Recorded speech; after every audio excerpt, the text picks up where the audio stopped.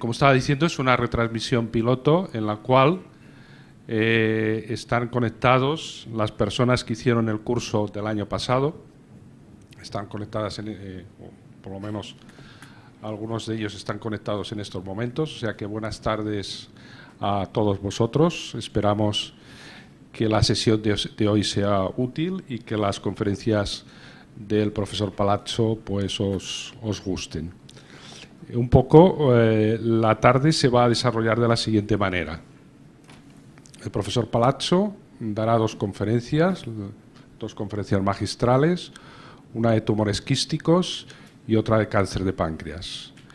Después de que haya dado las dos conferencias, N.Romera, que es radióloga de este centro, hablará del punto de vista del radiólogo, y a continuación Esteban Cugat, que es cirujano de este centro y del Hospital Mutua de Tarrasa, intervendrá también, y Luis Cirera, el jefe de servicio de oncología de Mutua de Tarrasa, que ya lo conocisteis el otro día, también hará su intervención.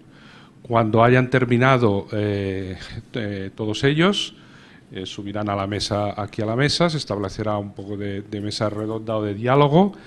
Podréis hacer las preguntas que creáis oportunas, como queráis, en español o en inglés. Si hay algún problema las traduciremos, y si no, las preguntas se las hacéis directamente al doctor Palazzo en inglés. Y esperamos que las personas que están viendo la retransmisión pues también hagan alguna pregunta, a ver qué sucede. Seguramente nos pondrán aquí en el ordenador las preguntas que hayan hecho nuestros compañeros e intentaremos responderlas al final de la tarde. Sin más preámbulos, yo os quisiera presentar al profesor Palazzo. Welcome, profesor Palazzo. L.Palazzo es uno de los ecoendoscopistas, de los pioneros de la econdoscopia en Europa y en el mundo. Es un hombre que hace muchos años ya está trabajando en París, ha trabajado en hospitales públicos y en clínicas privadas de París, también ha trabajado en la universidad. Actualmente está en la clínica Trocadero de París, está en un centro privado donde hace las econdoscopias. Yo tuve la suerte de hace bastantes años un stage en París con profesor Palazzo, y es un hombre pues muy comprometido con la econdoscopia y con la enseñanza de la econdoscopia. Un hombre apasionado, un hombre que le gusta enseñar en la práctica y en la teórica de la econdoscopia. Hace años pues ya emitió su primer libro de econdoscopia, que muchos de vosotros tendréis. Este libro se tradujo al español y acaba de salir este libro, que tiene apenas un mes. Es un libro excelente, magnífico, con unas imágenes brillantísimas. Tiene un DVD con imágenes y con vídeo. Yo os lo recomiendo. Nosotros lo vamos a incorporar como material para el próximo curso. Es un libro, yo diría que en este momento he tenido la suerte de que me lo ha regalado, y este fin de semana he podido disfrutar de sus imágenes, y es un libro excepcional, lo recomiendo a todos. Gracias, profesor Palazzo, por estar con nosotros. Okay, I speak in English. Sorry, but it's an English which is very French, so you will have no difficulty to understand it. Thank you, Professor Varras. It's a great honor for me to be in this course. There is only few courses of AUS in Europe. There is this one, there is one in Italy, and one in France that I created 20 years ago, and the whole other country in Europe, they have no course of endosonography. So you have to be happy to be in this course. So we will talk on cystic tumors. I'm sorry, first of all, because I discovered that my Macintosh slides move on PC slides, and you see cystic, the terms are often closed. I'm sorry. As you know, if you look at the pancreatic book since 20 years, you will hear that the majority of the cysts of the pancreas are pseudocyst. And all the books say that pseudocysts represent 90% of cystic lesions of the pancreas. And the 10% others are cystic neoplasm. This is totally false. You can forget that. 90% of the cystic tumors of the pancreas are IPMN. Of the lesions are IPMN. IPMN, it's an epidemic. After 80 years old, 15% of the population has IPMN. After 70 years old, at least 4 to 5% of the overall population has IPMN. And after 60 years old, probably 0.5% have IPMN. So in Spain, you have more than perhaps 300,000 people or more will have IPMN in Spain at that moment. So when you are doing images, AUS, MRCP, CT scan, if you look at 100 cystic lesion into the pancreas, it will be IPMN in the vast majority of the cases. If you look at patients more than 60 years old, okay? If you look at young patients, of course, you have other type of lesion. But in fact, remember that IPMN is the main problem, IPMN. But you have also other lesion, and this is the work of Bill Brugge in the New England Journal of Medicine in 2004. Serous cystadenoma, female, between 60 and 70 years old, and represent 30% of cystic neoplasm. Mucinous cystadenoma, female, younger, between around 30%. IPMN, forget, it's 99% that you have to see here. It's equal between male and female, and it's mainly between 60 and 70, but you can have IPMN in the children of 12 years old. We have found IPMN even in childs, so IPMN can involve everybody. The other lesions are rare, solid pseudopapillary neoplasm, cystic endocrine tumor is not so rare than that, and you have also other rare lesions. The problem of all this neoplasm is what to do when you find them. Operate or observe. Surgery is useful, of course. However, there is a mortality rate and a high surgical morbidity rate. You have to remember that when you have a cystic tumor, the pancreas is normal. And when you cut a normal pancreas, you have fistula in more than 50% of the cases. The surgeons are discussing about, they call to the patient 30% risk, 40% risk. Finally, it's at least 60 to 70% risk of fistula when you cut a normal pancreas for a cystic neoplasm. So they spend more than 1 month usually at the hospital or the clinic with radiological drainage and so on. Of course, surgery can prevent and treat when the lesion is a pre-malignant or malignant lesion, or can treat the symptoms, of course, when they are severe, but it's rare that cystic neoplasm gives severe symptoms. The only one would give severe symptom is IPMN, but the rate of acute pancreatitis, in fact, is low. And you have to know that when you have an acute pancreatitis due to IPMN, the risk to have severe acute pancreatitis is no more than 4%, which means that 96% of acute pancreatitis due to IPMN are mild to moderate, okay, not severe. Okay, this neoplasm have a risk of malignant transformation. Serous cystadenoma, 0. If you have a serous cystadenocarcinoma, you can publish. There is 9 cases in the literature, and we're waiting for the 10. Okay, so, and when I start a pancreatic study in the mid-80s, there was already 5. So in 25 years, there is only 4 published cases of serous cystadenocarcinoma. Mucinous cystadenoma, solid pseudopapillary neoplasm, and brown duct IPMN have a risk of malignant transformation around 15%. And the main pancreatic duct IPMN has a risk of malignant transformation more than 50% of the cases. If you look at the risk of malignancy according to the symptoms and according to the age of the patient, you see that when the patients are more than 70 years old, the risk that a lesion is malignant is higher than the risk that the lesion is benign. And if you look at the patient with or without symptoms, you see that when there are symptoms, the risk of malignant lesion is higher than there is no symptoms.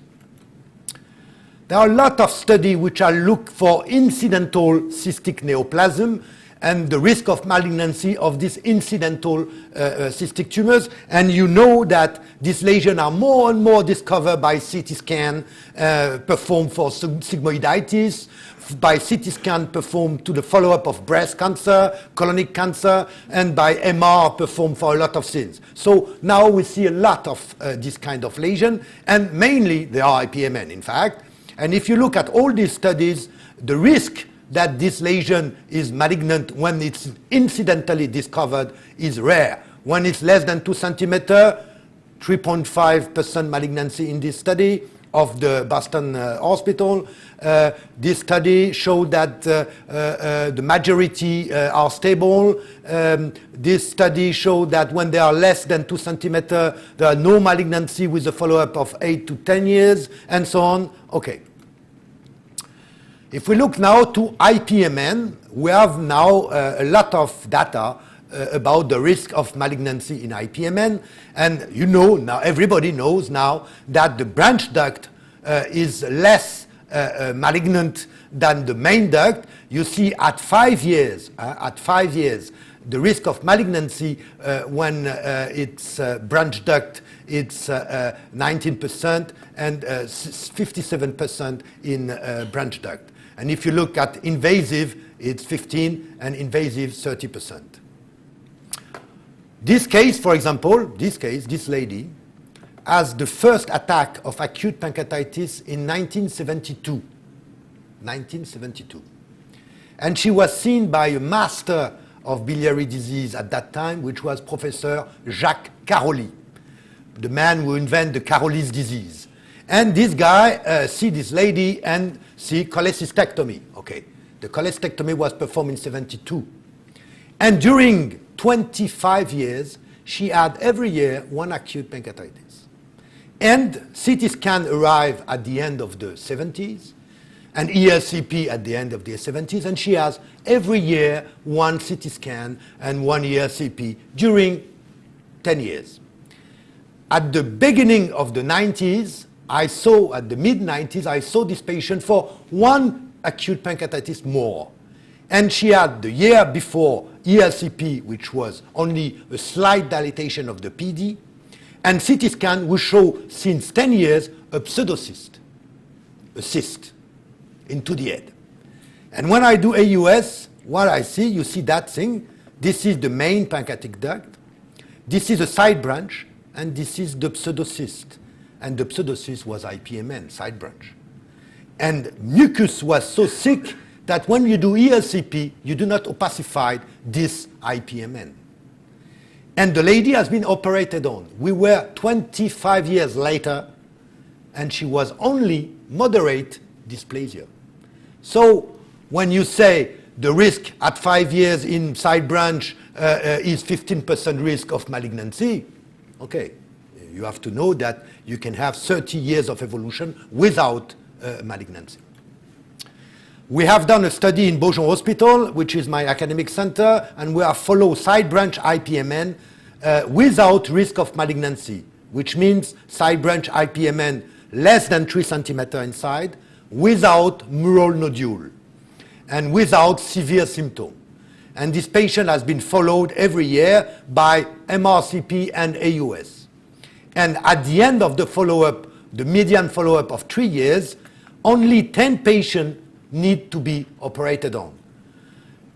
And if you look at this 10 patients which has been operated on, this one because we discover a wall thickening, this wall because we discover signs suggestive of malignancy, which means mural nodule, and this patient because of symptoms.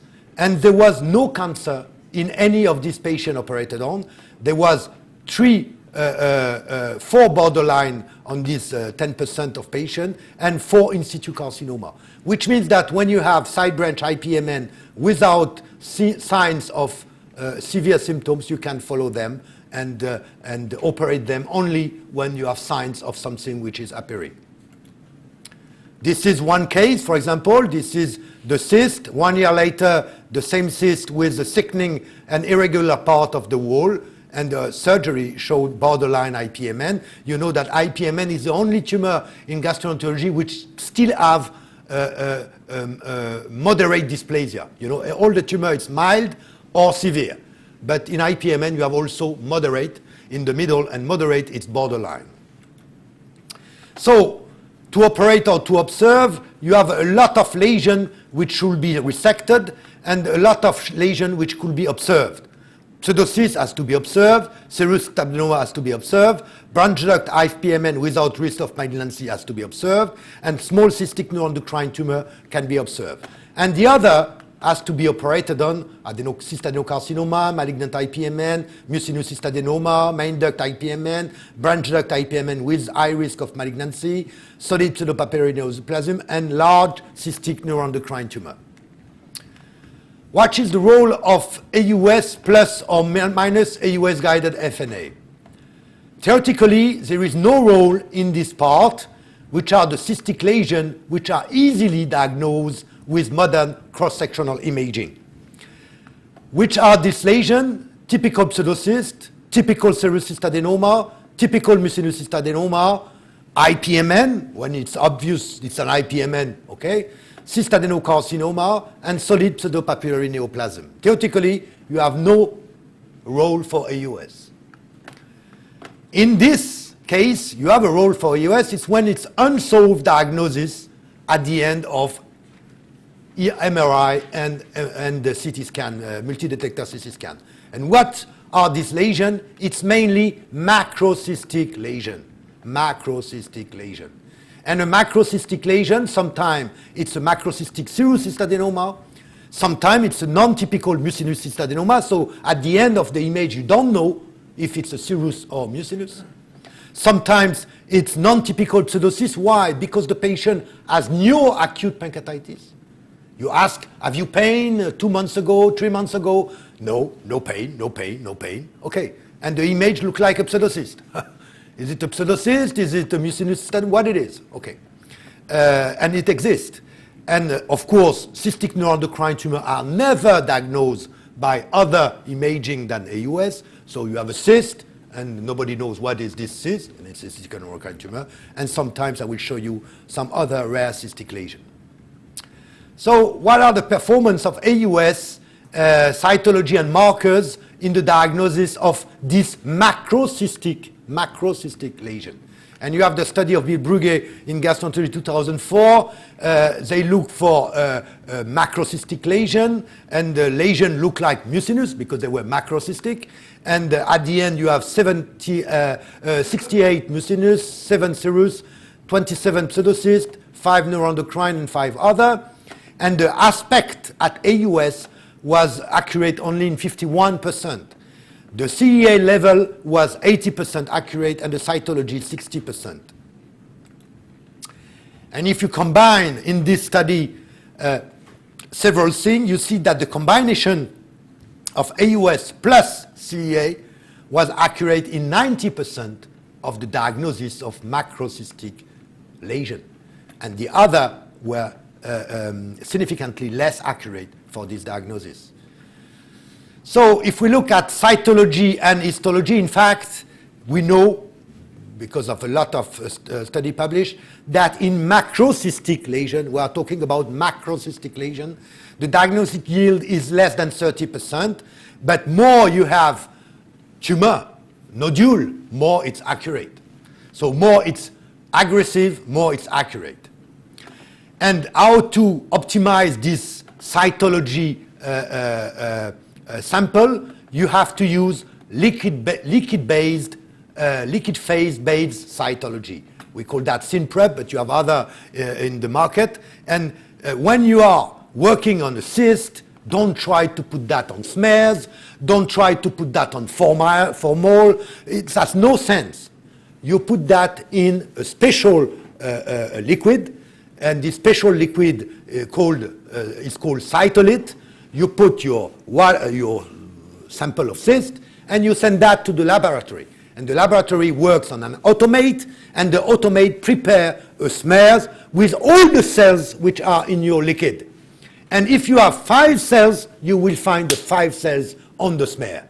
And on this smear, they can do immunohistochemistry. So you can do also more than only to look at the cells. So there is no sense to performing cytology when you have no nodule if you do not use this method.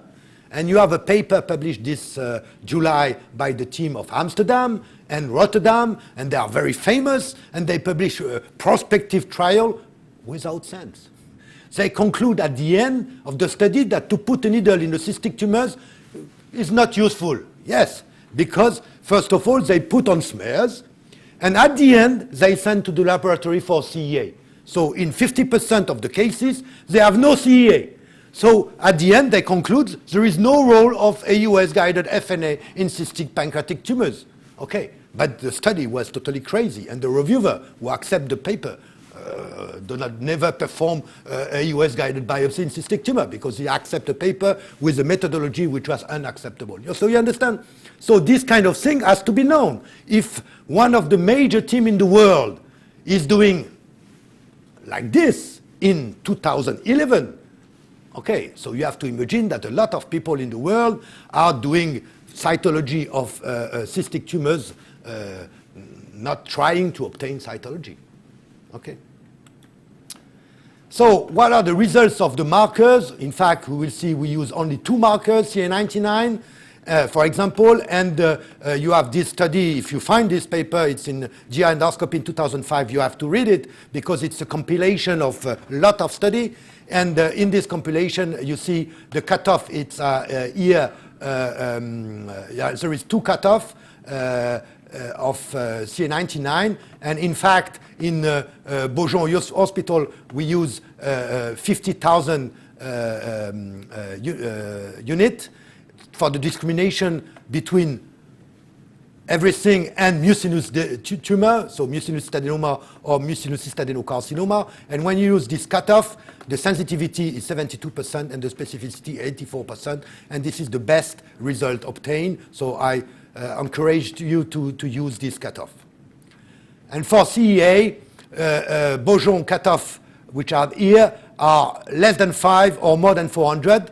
Less than 5 has a sensitivity and a specificity of around 90% for serous adenoma, and more than 400 has a sensitivity of only 57, but a specificity near 100%, which is very useful for the diagnosis of mucinous disease. And the cutoff which is used in the United States, it's 200, and with 200 they have a better sensitivity, but a less good specificity, and my problem is the specificity, so I prefer our cutoff of 400. Now we move to IPMN. This is, as you know, IPMN. And if we look at cytology and histology in IPMN, it's different. Well, it's not it's totally different. If we do a biopsy sample in side branch without nodule, you see it's contributive only in 22%. If there is a nodule, it's contributive in 90%. It's the same thing that in the other mucinous tumor. And you can have a beautiful histology if you put a needle in a mural nodule like this. The markers in IPMN are not well developed, but they are useful. And they are useful, in fact, in difficult cases. You have a large cyst, 4-5 centimeter, without mural nodule, and the patient is 72 years old, and it's not fantastic for surgery. But the cyst is big, 5 centimeter, and in the guidelines of 2006, the patient has to be operated on. But there is no mural nodule. You put the needle and you look at the CEA. If the CEA is less than 200, the risk of malignancy is very low, no more than 4%, since the negative predictive value is 96%. So In fact, I use that in selected cases. I look at the CEA, and if CEA is low, I'm confident that the patient has a large cyst with a very low risk of malignancy. So how to perform AUS-guided FNA? And there is a lot of things to know. First of all, do only one, and do it quickly. One shot, check. Don't leave your needle with the, for example, the patient is breathing. Don't leave your needle close to the wall, because you open largely the wall and the fluid go outside. And if you puncture through the stomach, the fluid go into the lesser sac. And you don't know what you are doing, because if it's mucinous disease, you don't know, and it has been described not on the US, but on puncture through the skin, mucinous peritoneal disease after puncture of mucinous cyst of the pancreas. So it's possible. So don't do like this, go quickly inside, okay? And after that, you do your puncture. Of course, never go through the main pancreatic duct or vessels, and use the shorter way. And to use the shorter way, you have to bend a lot, and to use the elevator, okay? And finally, don't try to go outside the pancreas. Sometimes the cyst is into the pancreas, but develop also outside. And you are very well to go through the stomach or the duodenum, it's mainly the duodenum, to go inside the cyst without going into the pancreas. And you are happy because you don't go in through the pancreas, and you say, oh, it's better, I go directly into the cyst. But the cyst is a cyst of the pancreas. It's not a good idea, mainly if it's IPMN, because sometimes IPMN, the fluid is very thin, it's not thick.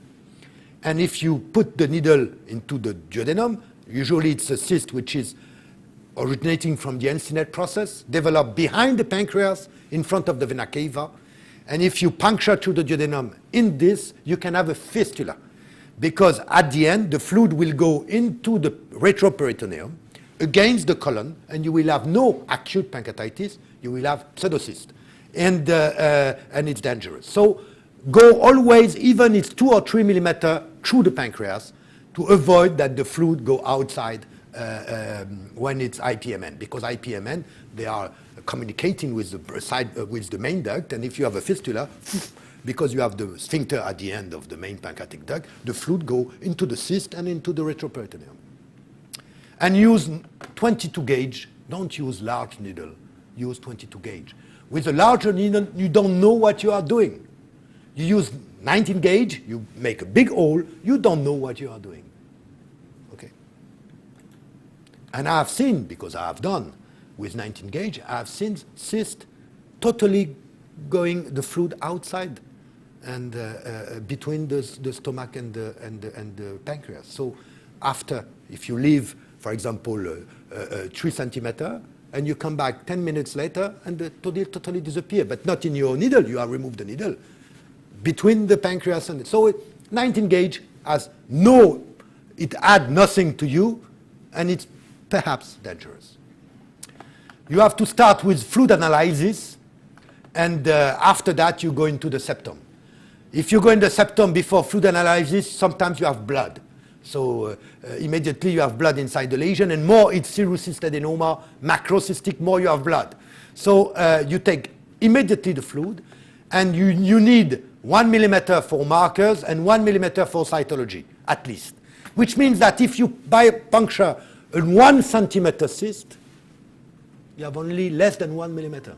And into the syringe, you have nothing. You have 0.1 cc into the syringe, and everything is into the needle.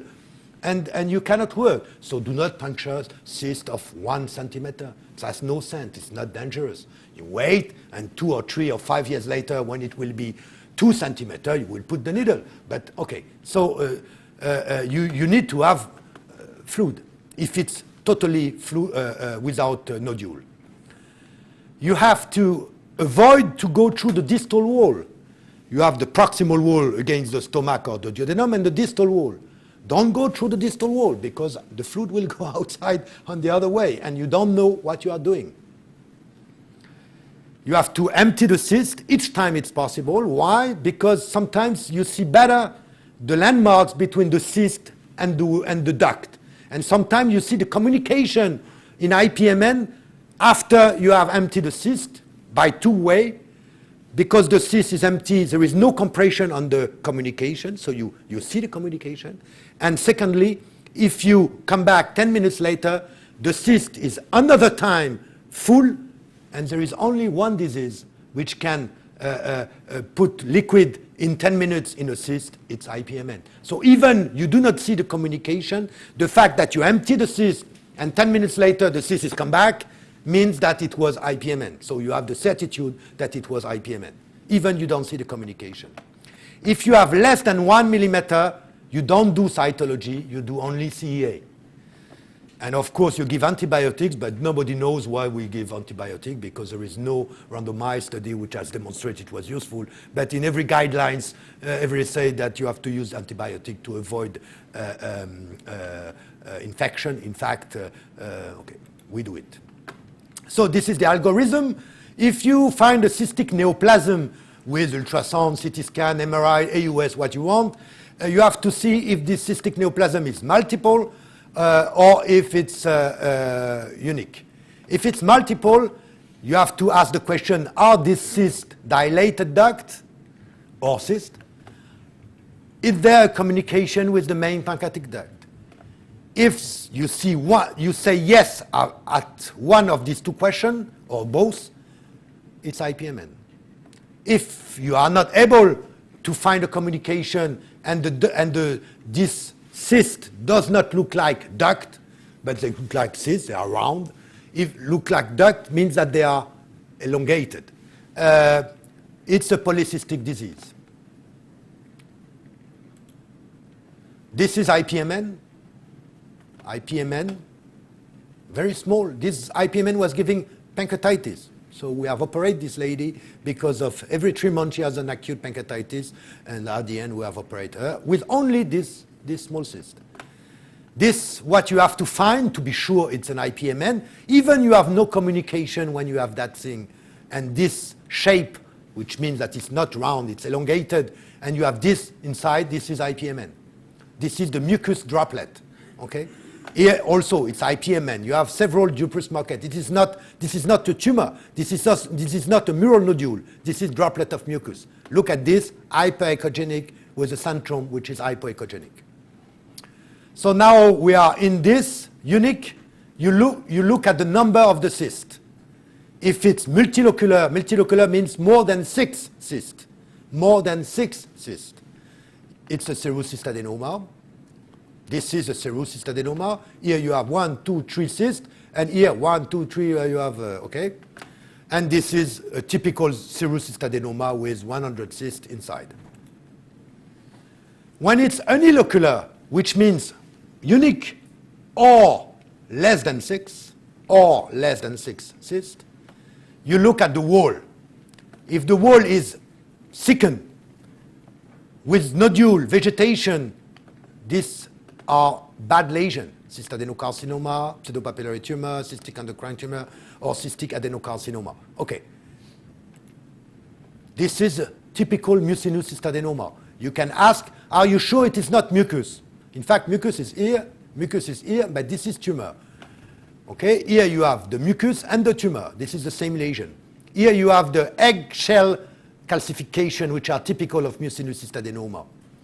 And you put the Doppler, and you see that this thing is not mucus, this is a polyp, and this is a mucinous cystadenoma with a polyp. And now we have contrast. If you have doubt, we put contrast, and if it's mucus, does not take the contrast. If it's a polyp, it takes the contrast. This is a mucinous cystadenoma with polyp. This is a mucinous cystadenoma with eggshell calcification, which are typical of mucinous cystadenoma. And here you have also the dependent thick content. Here you have a small nodule. Here you have the content which is thicker here than here. So you have a level between the two content. And here you have the mural nodule. These are typical mucinous cystadenoma. This is typical mucinous cystadenocarcinoma with involvement of the confluence between the portal vein and the mesenteric vein. This is a typical mucinous cystadenocarcinoma involving the pancreas outside the cyst. You see the invasion of the pancreas. And this is a cystic lesion of the tail, which is not 20 millimeter, which is about 12 millimeter, and we put the Doppler, and you see that this cystic lesion has vessel into the wall, and there is only few cystic tumors which are small and which have vessel inside the wall. So we know that we have to puncture, but we don't try to puncture the cyst because we will have less than 1 centimeter, 1 cc to puncture. We want to put the needle inside the wall to do a real cytology and histology of the wall. So you see, quick shot, and you are inside. And after you work, and you try to have to move the needle inside the wall and not inside the cyst to try to have cytology or histology. And at the end, you have the proof that your ID was good. This is a cystic endocrine tumor, and you can do the Ki-67 also. This is a typical cystic neuroendocrine tumor. You see, it's a beautiful tumor, beautiful. Okay, here with blood inside. Here another one. You see, this is a typical endocrine cystic tumor with a beautiful wall, which is in fact the tumor itself. Okay, and when it's regular, when it was irregular, you are here. When it's regular, you don't know. It could be a mucinous adenoma, or a macrocystic serous adenoma, or a congenital cyst, or a pseudocyst. And you look at the CEA. CEA is high, it's a mucinous adenoma. CEA is low, it's a serous adenoma or pseudocyst. Look at this lesion. Here you have a macrocyst. Here I help you, I say that there is microcyst. Here you have another one with a macrocyst and a nodule, and you will say, oh, this is a mucinous adenoma, and this is a serous adenoma. The two lesions are into the tail of the pancreas, and the two ladies are 50 years old. So theoretically, they have mucinous adenoma both. On imaging study, it's mucinous adenoma. On AUS, you say, perhaps there is microcyst, perhaps it's a serous. However, you are alone. The surgeon, he has in front the CT scan, and the CT scan say, it's a mucinous adenoma, because the lady is 50 and is into the tail, and it's macrocystic. So the surgeon, he has already the knife in the hand, he's waiting. Okay. And this one also, because on the US, you agree with the surgeon, you say, oh, there is a mural nodule, it's a mucinous adenoma. And if you look, this is the same, the content is very thick, so this is mucus, this is mucinous. Okay. But because you know that medicine is difficult, and you need the proof, because to cut the left pancreas to a young lady of 50 years old will give a lot of problem after. So you put the needle in both, and you have the result. This one, which seems to be a serous adenoma, CEA very low, CA99 very low, no cell, even on SynPrep method, and you say it's a serous adenoma. And in fact, when you remove this, appear the microcyst, and in fact, obvious after the puncture when I emptied the cyst that it was a serous adenoma. But with the result of the fluid, I'm more confident. And this one, I put the needle inside the mural nodule. I have the CA99 low, CA low, CA99 low, and I have serous cells. So it was also a serous adenoma. So both lady of 50 years old with a macrocystic image of the tail of the pancreas, which are suggesting on MRCP and CT scan and everybody that it was mucinous, both have serous macrocystic. Okay. Look at this. This is a mass which seems to be solid, but on MR it's liquid. It's the intensity is mid between solid and liquid, but more than liquid. And when you look at CT scan, they say that it's a mass. And when you do a US, oh, it looks like a mass. Look, tissue. Only one thing, there is an enhancement here. So you will say, if it's a mass, it's more endocrine, because enhancement means blood or fluid. If you have no fluid, it's only blood. So you say, okay. But you do, because now we do a contrast. And contrast, nothing. Nothing. So we come back to MR and we say, oh, MR is true. It's a cyst, but a cyst with a very thick content.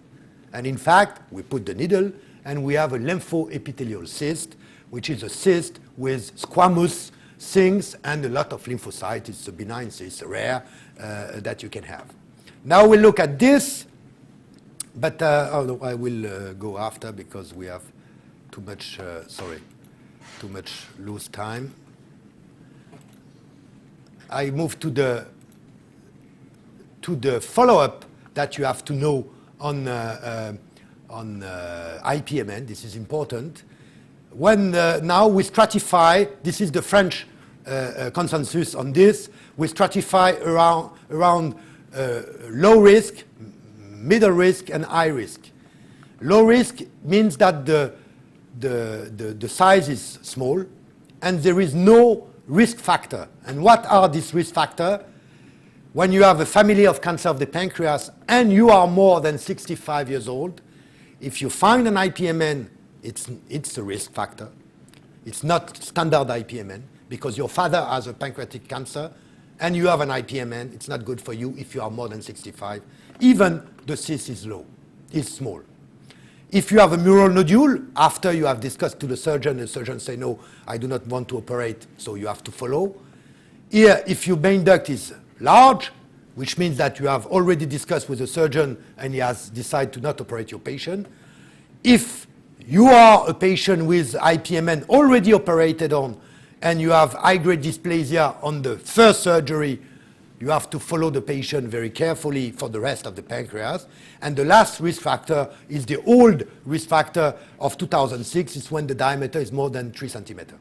So when you have less than 10 millimeter and no risk factor, 1 year later we do MR, 1 year later AUS, 1 year later CT scan, and then that's on. Okay? Every year something, and AUS every 3 years. If it's more than 10 and less than 30 millimeter, without risk factor, it's middle risk. At 1 year, we do MR and AUS. The year after, CT scan, MR and AUS. Why CT scan? Because the radiologists, which are not specialists, they prefer CT scan to discover early cancer. The specialists of MR, they don't use. But all the radiologists are not specialists of MR, and they want to put a CT scan somewhere in the follow-up because they are not so confident in MR. So it's the reason why you have some CT coming in the middle of AUS and MR. But if your radiologist is good, you forget, and every year you do MR and AUS every year.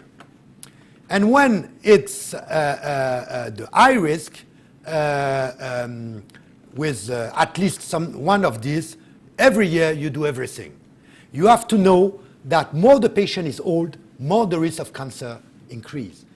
It's not because you have seen the first time the IPMN, the patient was 50, and during 10 years nothing appeared, the cyst remained the same size and okay. And you have to remember that when the patient will be 65, the risk starts. And it's not because during 15 years the patient has nothing, that when he is 65 you say, okay, now I do an AUS every 3 years. It's a bad thing, because at that time the risk starts because the patient is older. And I have a lot of patients we have followed them more than 15 years, and it was only small cyst. And we say, okay, why follow up this patient? And 14 years later, 16 years later, in this small cyst, you have the cancer. Okay. And if you don't do AUS every year, you don't find it. So you have to know that when the IPMN starts young, it's not because it starts young that it's totally benign. It will be malignant, if it has to be malignant, when the patient will be old. Okay. Okay. I will go now to, when we need to biopsy, serous adenoma when it's typical, never. Macrocystic, already, always. Mucinous, in fact, we biopsy because we'll never know if it's mucinous or macrocystic serous. IPMN, in fact, very rarely, because we know it's an IPMN. So It's only when it's a large cyst or when there is a mural nodule, and we are alone. Only AUS demonstrate the mural nodule. We put the needle to show that there is histologic material on the specimen. It's not only fluid, and the surgeon believe that there is a mural nodule. And because the pathologists say to the surgeon, hey, yes, there is a mural nodule. Cystic neuroendocrine tumor, we biopsy always. Pseudosolid and papillary, if you imagine it is one, do not biopsy it, because the only complication on that is when you open the lesion into the peritoneum, and when you biopsy through the stomach with a 19 gauge, for example, so forget 19 gauge, with 22, you can open the lesion into the lesser sac, and in that case, you can have complication. So if you imagine it's a pseudosolid and papillary, don't put the needle. If you don't know, you have to put the needle. And pseudocyst, of course, we do not biopsy. And I remember you this book, and if you like endoscopy, another book published 1 month ago, it's on all the endoscopy, including AUS. So I will move very quickly to the main thing of the next talk.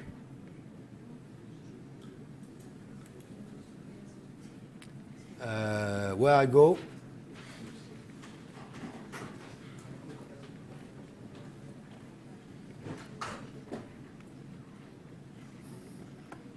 Okay.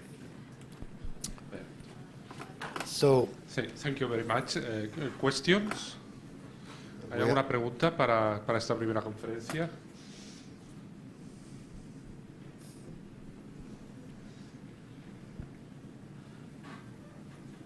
Okay. Fernando. No. ¿Hay que preguntar? Hablar por favor por el micrófono, porque si no, no lo escuchan en la retransmisión. Have you said that you use 22 gauge, no? For mucinous, yes. it's useful for you. Yes, you don't have any problem with the fluid. No. Usually no. Usually no. Usually if you have some IPMN, mucinous adenoma never. In some IPMN, the fluid is very, very thick. But as I explained to you, I never biopsy IPMN because I know it's an IPMN and I follow the IPMN, but I don't need to put a needle in an IPMN. If I have no question to ask to this IPMN, I don't biopsy it. I biopsy a mural nodule, or sometimes when I do not know that it's an IPMN, I have it. But when I do not know, it means that usually it's atypical and the fluid is very, very fluid. Okay. So in fact, no. 22. 22 works. Okay. In 99% of the lesion. No sé si Nadine o Esteban quiere decir alguna cosa sobre este tipo de tumores o lo dejáis para luego. O... Si no hay ninguna pregunta más, pues pasamos a la segunda conferencia. So, for the pancreatic cancer, you know all these figures. And I add a recent figure in France. In France now we have the last figures of pancreatic adenocarcinoma, pancreatic cancer. Now it's the second cause of death by digestive cancer. More than stomach, esophagus, it's immediately after colorectal death. So pancreatic cancer this year reached the second level of cause of death by digestive cancer, more than the liver, for example, in France. Okay, so we have more than 10,000 pancreatic cancer every year in France, and of course, more than 10,000 deaths every year by pancreatic cancer. And we have 18,000 deaths by colorectal cancer. So you see, more than 10,000 now. And what you have to know, because you are young, that when I was doing gastroenterology at the end of the 80s, in France, there was 4,000 pancreatic cancer. So in 20 years, 4,000, near 11,000. It's incredible. It's an epidemic of pancreatic adenocarcinoma. And as you know, in the United States, it's the fourth leading cause by cancer. All the cancer mixed, it's the fourth cause of death in the United States of America. Okay. So, as you know, AUS is very good for the diagnosis before helical 97. after helical, always 97. And you have to know that even with 64 Barrett CT scan, multi-detector, you still have small tumors which are not visible on CT. Okay. You have to know that 10% of pancreatic proved adenocarcinoma are non-visible. You have only the indirect signs, but you have not the lesion. And the surgeon, they don't want to cut the head of the pancreas only if you have jaundice. If the CT scan doesn't show the mass, they do not cut the pancreas now. 10 years ago, they were cutting everything. Now, they want to be sure. So it represents 20 to 30% of the cancer of 2 centimeters or less. Or you have to know that this cancer of 2 centimeters or less than 2 centimeters are the only one which will be perhaps cured by surgery. So the only cancer which are curable by surgery are non-visible, in fact, on multi-detector CT. Okay? Okay. So this is the example of cancer that never seen on multi-detector CT. And the cause of this AUS is an acute pancreatitis. An acute pancreatitis is the best way to discover a pancreatic cancer. The only one which are still living at 5 years are those which have been revealed by acute pancreatitis. Of course, when you have an acute pancreatitis, the majority will die even if they have been revealed by acute pancreatitis. But the only one which will be there at 5 years and which are not ampullary cancer or endocrine cancer, which are really adenocarcinoma, it will be those which are revealed by acute pancreatitis. There is no acute pancreatitis without origin. There is no acute pancreatitis without origin. And when you are more than 50 years old, you have to know that if you look at patients without stones and without alcohol, cancer is the first cause of acute pancreatitis. So after 50 years old, if you forget the stones and forget the alcohol. So this has to know. And so even the CT scan show only a 2.5 millimeter duct, you have to do the AUS because you are at the beginning. Okay, if you have an acute pancreatitis and a duct which is 7 millimeter, unfortunately it will be a big cancer even if it's an acute pancreatitis. But if the duct is normal at CT, you have probably you will find a small cancer. This is another type of small lesion that you can find on AUS.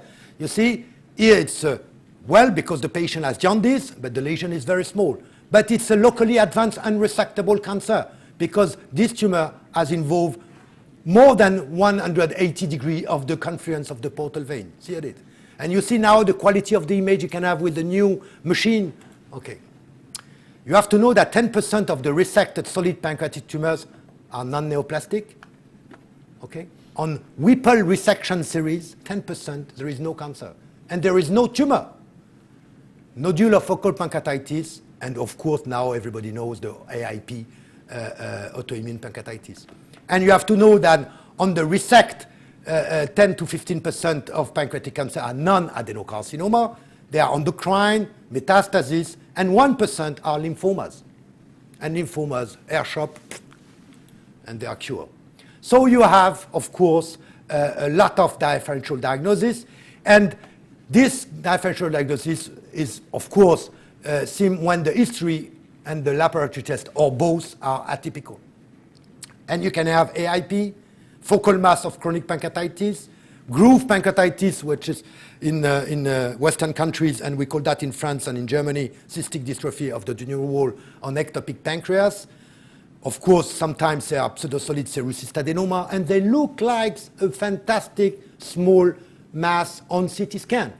And because they are hypodense, they don't take the contrast as you are waiting that they take the contrast, and they look like a beautiful 2 centimeter adenocarcinoma.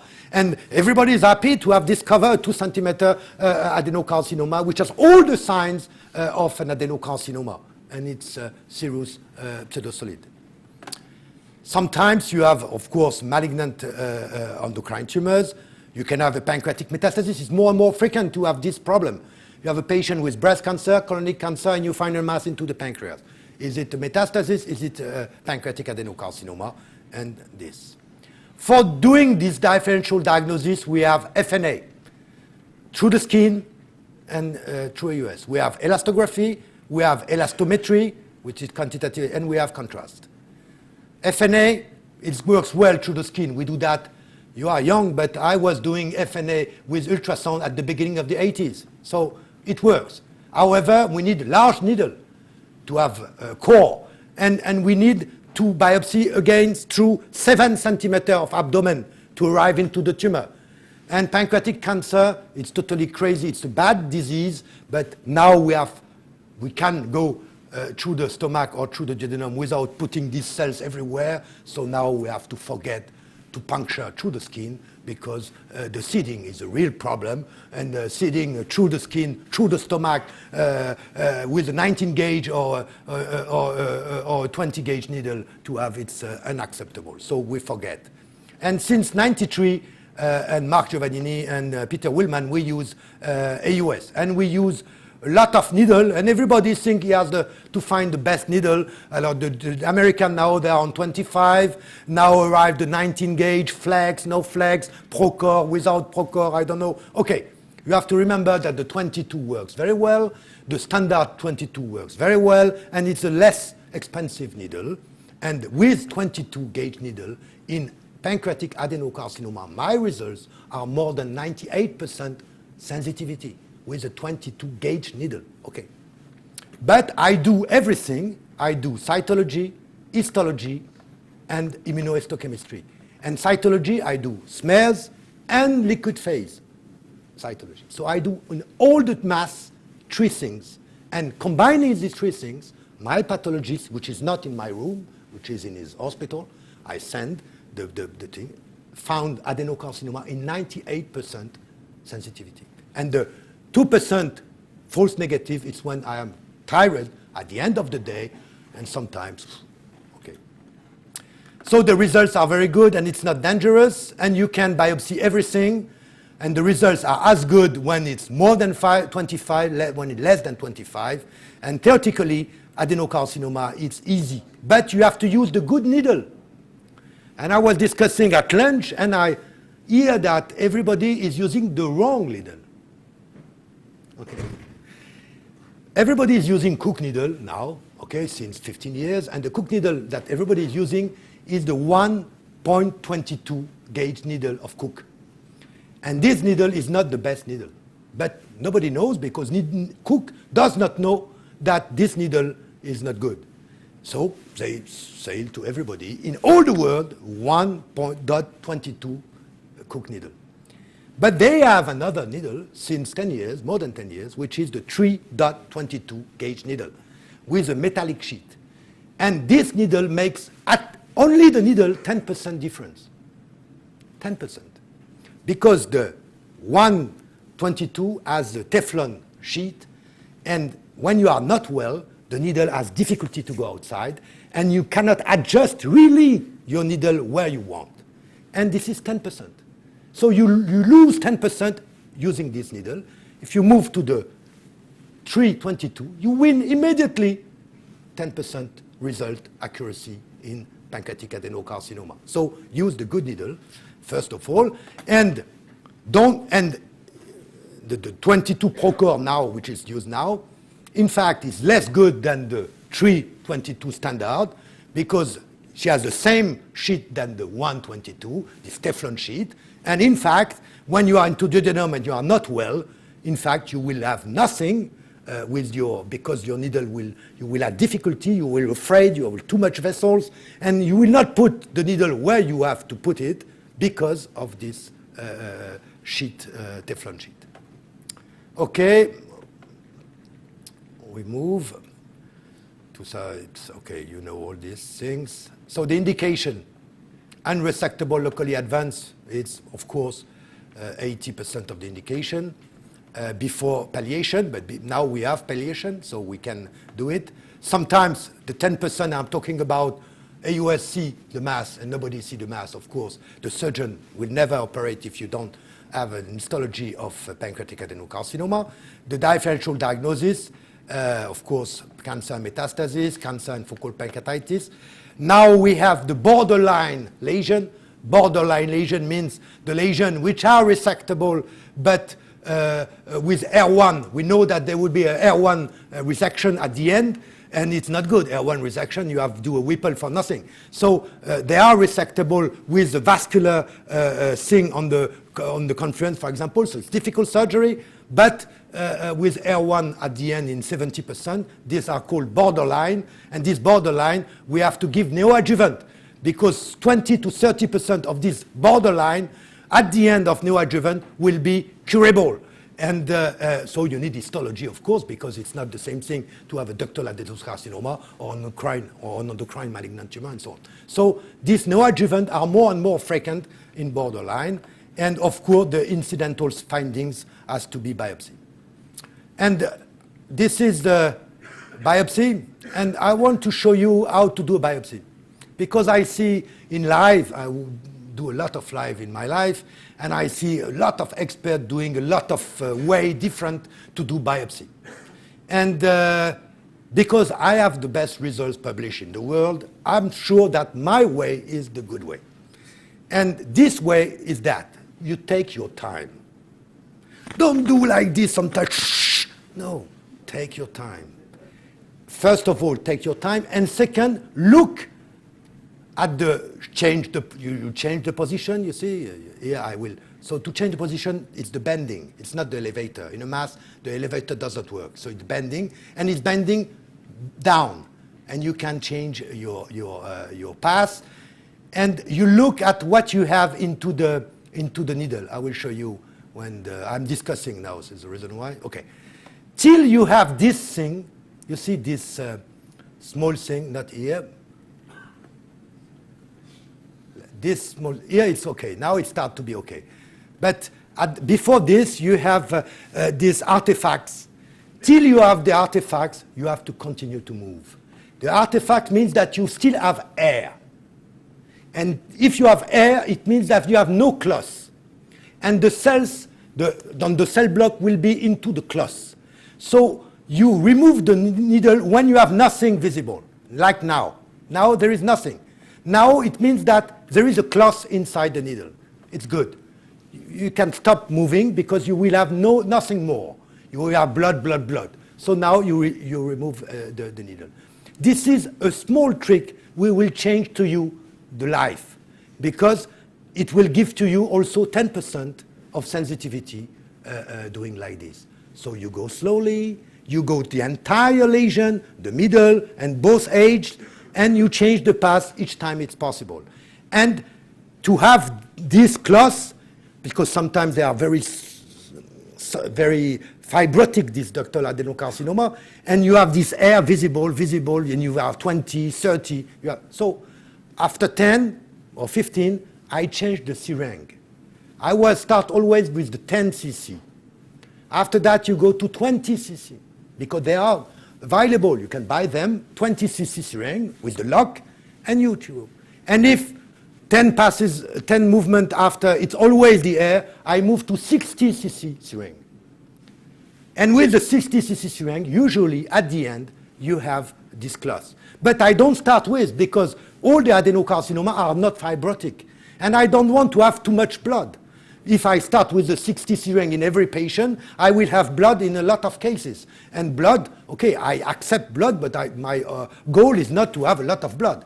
So my goal is to have cells, but I know that the cells will be inside the cloth finally. Only 10 to 15% of adenocarcinoma, they are so mucoid that you have no blood, and you have immediately fantastic core of mucus, of tumor, but it's only 10 to 15%. The other, they are fibrotic, and you need to do this kind of thing. If you remember that for the talk, it's good for you. Okay, and okay. Yes, this is also to show you how to biopsy, for example, metastasis. Metastasis, you have to biopsy all the metastasis you see, because it's 100%. 100% accuracy in the metastasis into the liver. Okay? So if you find a metastasis, biopsy it. First of all, sometimes they are not seen on CT. Not this one. This one is seen on CT, but sometimes they are not seen. And you go slowly, inside, and you see this artifact. You see, this artifact is air, okay? All this thing I'm showing you, okay? And you move till this thing disappears. Now you open, okay? And, okay.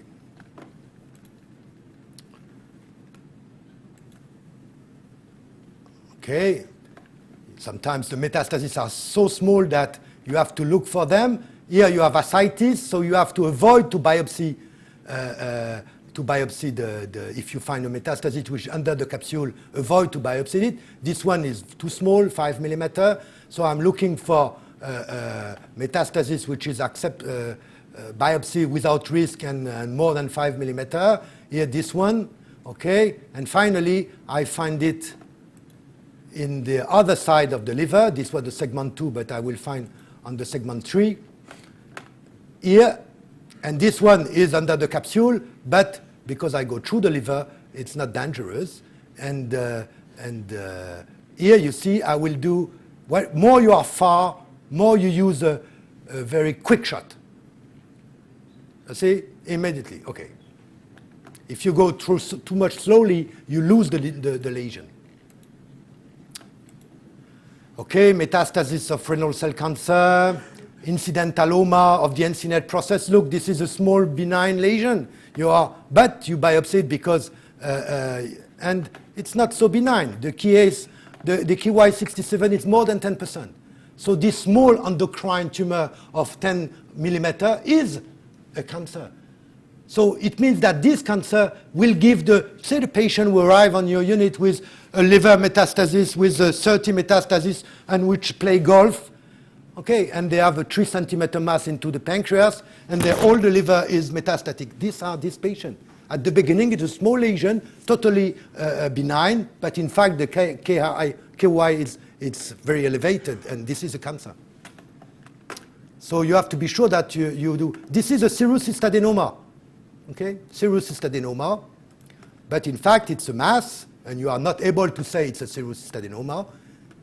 And you do 22 gauge, and you have an histology of serous adenoma, not a cytology. This kind of pseudo-solid serous adenoma, they give histology. This is AIP. Elastography, you have 1 hour tomorrow. These are the slides of my friend Marc Giovannini. I will go leave Professor Iglesias tomorrow to talk to you about this. I do not know about elastography, though, so I cannot give my experience because I have worked with Pentax before elastography, and since 10 years I work with Olympus, so I have no elastography. I'm sorry, but it's a good method.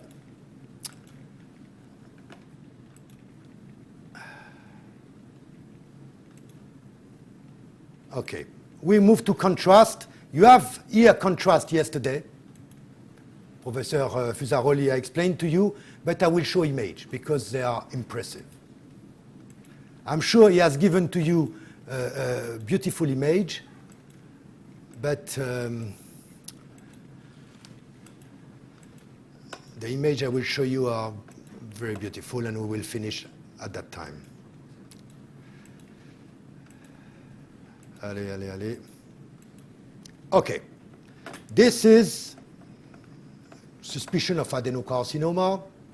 It looks like an adenocarcinoma on this part. And you do contrast with Sonoview, 4.8 millimeter. And you see the time code here. And you see the blood is coming here in the vessels. And your mass does not receive at all contrast. This is the typical aspect of ductal adenocarcinoma. No contrast. Okay, we have done a study, and this study has demonstrated a lot of things. And the main thing of this study, comparison with the study of Professor Fusaroli, is that this method is totally reproducible. We have taken 2 juniors. They never have done AUS. Never. Okay? We have given to them 15 minutes of explanation. This is adenocarcinoma. This is benign endocrine. This is malignant endocrine. This is focal pancreatitis. This is metastasis. 5 videos. And after that, they have looked at 100 videos of solid masses randomly. Okay. And their results were the same that us. They have the same results. And it's the first time that I hear an imaging study in which someone who never performed the study has the same results than an expert of the method. So this is what I want to say with this black and white method, which is contrast. It's really black and white. So everybody make the same error and have the same good result. When it's very difficult, everybody is bad. But so the results were very good in this series. You see, if you compare with FNA, we have the same results as FNA and slightly better for the negative predictive value, which is the key of pancreatic cancer, negative predictive value. You put a needle, and what is the risk when the needle says there is no cancer? What is the risk that this is not a cancer? This is the key index, negative predictive value. FNA, no more than 60% in all the published series. Here, because we were very, very good, we have a negative predictive value of 86. But it's very rare to find a series of solid masses with that on FNA. And all the published series on contrast show always more than 85, 90, 95 negative predictive value. And you see the junior, they have the same results than the senior. Okay, so I show you images. This is a mass. And this mass involved the vein, okay, with a thrombus. And okay, it's a cancer. And this cancer, you see, 8 seconds, take the contrast. The thrombus take the contrast. This is not an adenocarcinoma. This is an endocrine malignant tumor. Okay? Look at this. This is an incidentaloma. Okay? You say it's endocrine, probably. You put the contrast. Look at this. This is clearly endocrine. Okay? You do not need to put a needle. Look at this. This is a cancer invading the confluence, totally thrombosed. 5 centimeter. You say it's an adenocarcinoma.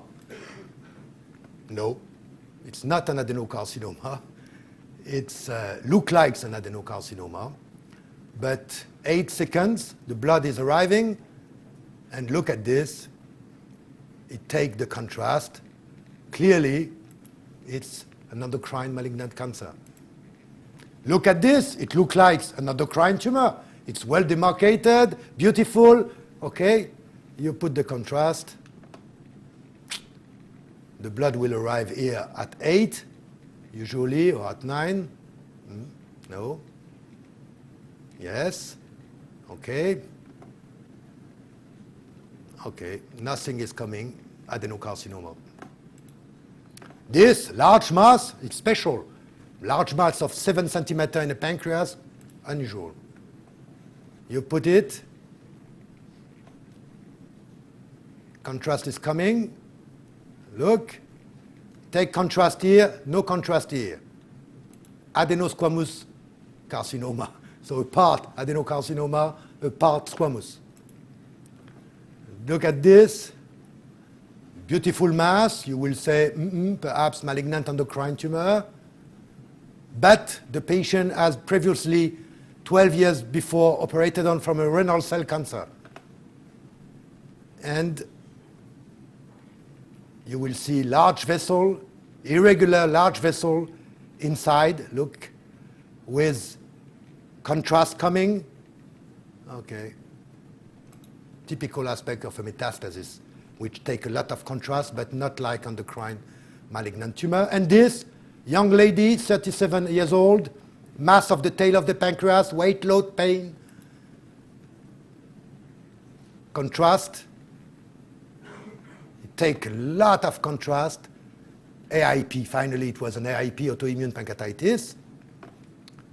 You see, everything take the contrast. It's not an adenocarcinoma. 37 years old lady, suspicion of AIP, 3 biopsy, no cancer. 3 biopsy, no cancer. Steroids, no improvement. They sent to me the patient. I have the mass. You see, all this is a mass. Okay, uncinate process. This is the SMA.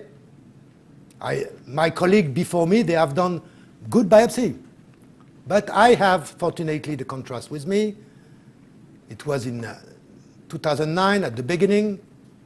And look at this. You will understand why they have difficulty to have the cancer. The contrast come. The contrast take all the mass. Only this region has no contrast. I put the needle here, and I have an acinar cell cancer, in fact. So a rare cancer, a small, in fact, and the mass was pancreatitis of the encinate process. And it was more easy to put the needle here or here than here, but I target this area, and the result was good. Okay, you can biopsy the nodes also. This is a node satellite of pancreatic cancer. This is a malignant node because it does not take contrast. You know before putting the needle that this is a malignant node. And you put the needle, of course. As usual, you take your time. Okay. And you go, you use the elevator. With this needle, which is the 322, you can open clearly your elevator, and you go inside slowly, and you work slowly, and you will have the metastasis. Okay, I will conclude this long talk saying to you that elastography and contrast are very promising, but they do not replace AUS, guide fine needle aspiration. Contrast seems to be more easy to learn than elastography, which is a long learning curve. And of course, we need more study to be sure. I'm sorry for the long talk, but I hope that you will remember a part of my talk for your future use of AUS-guided FNA. Thank you. Bueno, buenas tardes. Yo os hablaré del punto de vista del radiólogo ante un tumor sólido pancreático. Como bien ha dicho el doctor Palazzo, la sobrevivencia limitada del adenocarcinoma, el ser la cirugía como única opción curativa y la detección del 80% de tumores como irresecables. ¿Cómo se oye?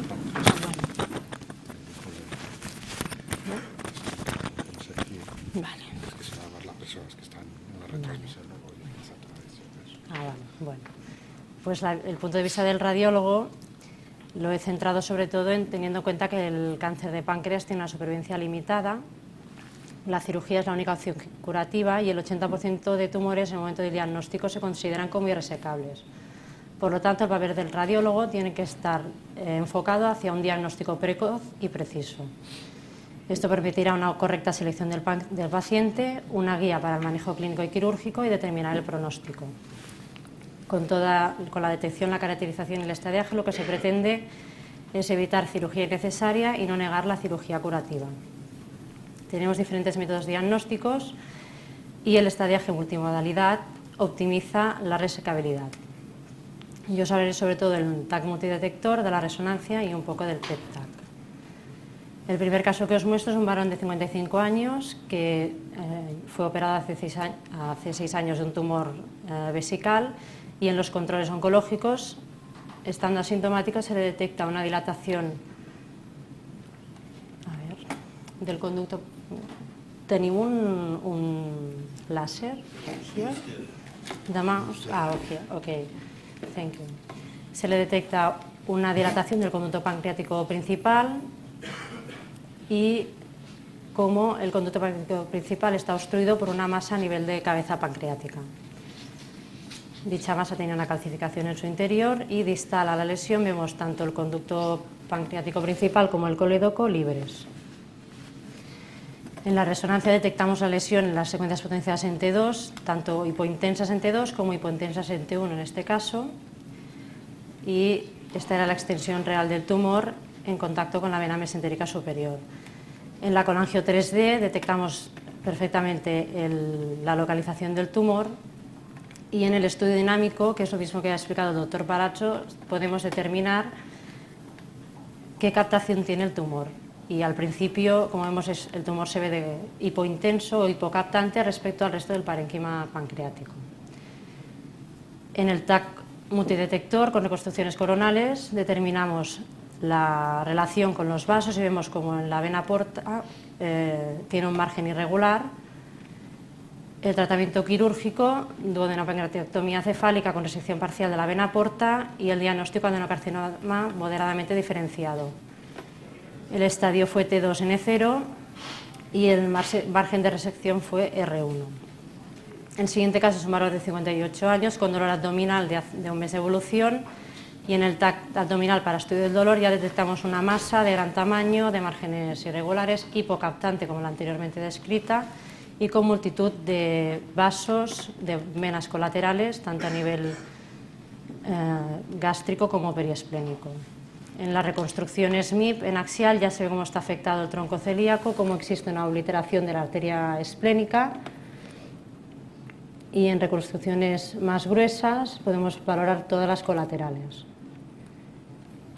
Se identificó la invasión arterial y también la invasión venosa, la estenosis de la vena porta. Y en el mismo estudio detectamos ya una metástasis peritoneal. La econdoscopia de la paz demostró que era un adenocarcinoma ductal y este paciente está en tratamiento adyuvante. El último caso en referencia al adenocarcinoma es un varón de 51 años que ingresó por hemorragia digestiva alta, secundaria a varices gástricas y gastropatía hipertensiva. Marcadores tumorales negativos, y en el estudio de las varices gástricas se objetiva una esplenomegalia, multitud de vasos a nivel del hilio esplénico y un tejido de partes blandas a nivel del hilio esplénico y también adyacente a la cola pancreática. Se detectó una zona hipointensa en relación a alteración del contorno pancreático, pero como el señor estaba sintomático y bueno, se decidió completar el estudio para descartar si era una zona de pancreatitis o bien un posible tumor.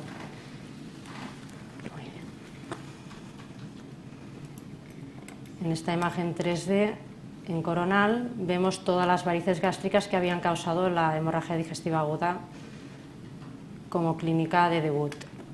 En las imágenes coronales potenciadas en T2 vemos el colédoco, el conducto pancreático principal y ya en la cola del páncreas múltiples lesiones quísticas y áreas de dilatación de conductos secundarios. En las imágenes potenciadas en T2 también en axial se identifica la zona que hipocaptaba en el TAC como una zona hiperintensa y las diferentes lesiones quísticas. En las secuencias potenciadas en T2 con supresión grasa se delimita mejor esta zona que planteaba la duda con un tumor, un adenocarcinoma o bien la pancreatitis crónica. En el estudio con contraste se ve una zona hipocaptante y después de 9 minutos de haber inyectado contraste se ve cómo se realza mucho más que el resto del tejido pancreático. Este señor le realizaron un PET que fue negativo y una econdoscopia que también fue con PAF negativa. En el control a los 2 meses se delimitó todas estas lesiones quísticas que habían aumentado respecto al estudio previo y fue estudiado también con estudio de difusión en el cual detectábamos una lesión hiperintensa y que perdía señal en el valor de ABC. Al haber progresado la enfermedad a nivel de cola se decidió operar y fue diagnosticado de un adenocarcinoma ductal moderadamente diferenciado de 4 centímetros originado sobre un tumor mucinoso quístico con extensión extrapancreática. Estadio T3 N1 R0. El adenocarcinoma, como hemos visto, es una lesión mal definida que podemos detectar porque lo normal es que sea hipovascular por esta creación de fibrosis o de material desmoplástico y suele acompañarse de una dilatación del conducto pancreático principal o bien del colédoco. Cuando la obstrucción es crónica veremos cómo la glándula pancreática muestra atrofia asociada a la dilatación del conducto. Si dilata tanto el conducto pancreático principal como el colédoco es el signo del doble conducto que nosotros, definido en radiología y que sería tanto el colédoco como el conducto pancreático principal. El 10% de los tumores pancreáticos son isodensos respecto al tejido pancreático adyacente y tenemos que estar muy alerta de los signos indirectos o bien secundarios como son efecto masa, alteración del contorno, obstrucción ductal o invasión vascular. Lo importante de todas estas técnicas y todo el contraste y la difusión, todas las técnicas que podemos utilizar, es determinar si el paciente es resecable o no. Solo el tratamiento quirúrgico con intención curativa, o sea, aquellos que sean resecables, es el que podrá dar al paciente mayor supervivencia. ¿Cuáles son los criterios de no resecabilidad? La presencia de homeón a distancia, ganglios más allá del plano de resección o bien invasión vascular. Si es la venosa, se determinará si aquella oclusión se puede reconstruir o no, y la arterial, si está afectado el tronco o la arteria mesentérica superior en más del 50% de la circunferencia del vaso, o bien invasión de la aorta. Los signos de invasión vascular, sobre todo para el TAC multidetector, es que el tumor contacte en más de 180 grados o bien en más del 50% de la circunferencia del vaso, y si le añadimos otros hallazgos como son la presencia de trombosis colaterales o deformidad del vaso, aumentamos tanto la sensibilidad como la especificidad.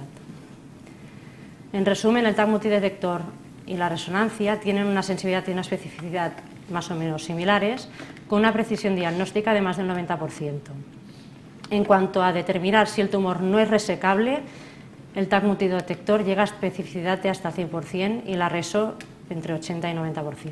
Tenemos que tener en cuenta que la reso será mejor para la detección y caracterización de metástasis hepáticas y en tumores pequeños, porque tiene mucho mejor contraste tisular. El PET-TC, en cuanto a la detección, es similar al TAC multidetector y la reso, pero en relación a las metástasis a distancia, normalmente descubre metástasis en localizaciones atípicas. En cuanto al TAC multidetector y la ecoendoscopia es la técnica más precisa en evaluar la T y la N, cosa que el TAC multidetector y la resonancia pues, no son tan sensibles ni específicos. Y decir que en cuanto al TAC multidetector es la técnica de mayor precisión en el estadiaje TNM, con una sensibilidad del casi el 90% en la detección de M1 a distancia. Cuando estamos delante de un tumor pancreático, del diagnóstico de un posible adenocarcinoma, dentro de los criterios de resecabilidad están aquellos tumores borderline. Si unimos las características del TAC multidetector con la ecoendoscopia, podremos maximizar los pacientes con R0 y, por lo tanto, aquellos que se beneficiarán de la cirugía. Y minimizaremos aquellos pacientes que, en teoría, no tendrían que haber optado a dicho tratamiento. Y una vez utilizado tanto la neoadyuvante como posterior al tratamiento, el TAC multidetector ayuda al controlar la respuesta. Si se ve un cambio, una reducción del estadiaje, son pacientes que pueden optar también a un tratamiento quirúrgico. ¿Qué características tienen que tener las técnicas de imagen para poder obtener la máxima especificidad y sensibilidad ante estos tipos de tumores?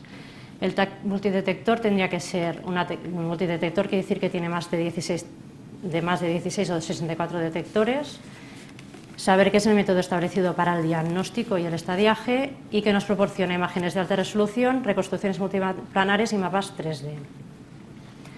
Este es un caso de un tumor en cabeza de páncreas. Las diferentes fases que hacemos siempre normalmente es un simple, el arterial, el venoso y luego un retardado. Está demostrado que con un estudio bifásico es suficiente como para poder estudiar correctamente el tumor pancreático.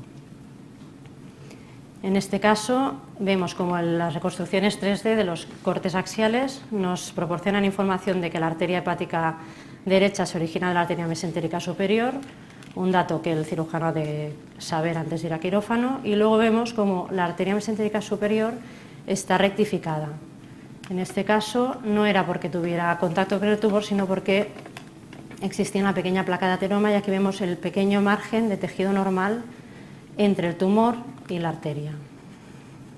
Nos permiten reconstrucciones en cualquier plano del espacio para ver directamente la relación del tumor con el vaso y delimitar pues, qué extensión de vena puede estar afectada. O reconstrucciones 3D que el cirujano a veces aprecia. Aquí. El estudio multifásico nos permite detectar los diferentes tejidos en cuanto al comportamiento vascular o angiográfico. Como ya he dicho antes, la fase arterial nos da detección del tumor y un mapa arterial prequirúrgico, y la fase venosa, el mapa venoso o la enfermedad metastásica hepática. Para hacer un resumen, en el TAC Contraste, una vez en la fase arterial detectamos una masa hipovascular, que en la fase venosa también lo es. Tenemos que sospechar que puede ser un adenocarcinoma. En cambio, si en las dos fases es hipervascular, marcadamente captante respecto al resto del parénquima, sospecharemos un tumor neuroendocrino. A partir de aquí, decir que los tumores neuroendocrinos, como todos sabemos, existen los funcionantes y los no funcionantes. Es importante tanto para la clínica como para los criterios diagnósticos de detección, porque los no funcionantes, si bien dan una clínica muy florida, a veces en la imagen son lesiones muy pequeñas o bien no los detectamos. En cambio, los no funcionantes nos encontraremos con la detección de tumores que dan la cara por invasión de estructuras adyacentes o bien metástasis. Este sería el caso del típico insulinoma, que ya es una lesión bien definida, hipercaptante en las dos fases, y que en la resonancia también se delimita correctamente el tejido diferenciándolo del resto del tejido pancreático. Y esto sería otro caso de un tumor neuroendocrino, en este caso pobremente diferenciado, hipercaptante en las dos fases. En cuanto a la resonancia, tienen que ser resonancias de alto campo, de una Tesla y media o más, saber que no irradia y que da un mejor contraste tisular. También realizamos el estudio dinámico y tenemos el estudio funcional o de difusión. Tenemos las imágenes potenciadas en T1, que ya las hemos visto que dan un gran contraste entre el tumor y la glándula, el tejido normal, y las imágenes potenciadas en T2 que ponen de manifiesto la relación del tumor con las estructuras que contiene el líquido, como son el conducto Wirsung, o bien el colédoco, o también el duodeno. En las imágenes con angio 3D, tanto como mapa quirúrgico como para la detección de los tumores, de localizarlos exactamente y poder explorar en cualquier plano las características de la estenosis. Y el estudio multifásico, pues nosotros lo que hacemos normalmente es estudiarlo en estaciones de trabajo y podemos calcular con unas curvas de intensidad-tiempo cómo se comporta el tejido parenquimatoso, el pancreático normal, y cómo se comporta el tumor, que a veces ya de visu se ve, pero en casos difíciles pues te puede ayudar si capta más en fases tardías. Bueno, toda información en los casos difíciles pues ayuda. O mapas paramétricos que son más sensibles a la detección que en blanco y negro.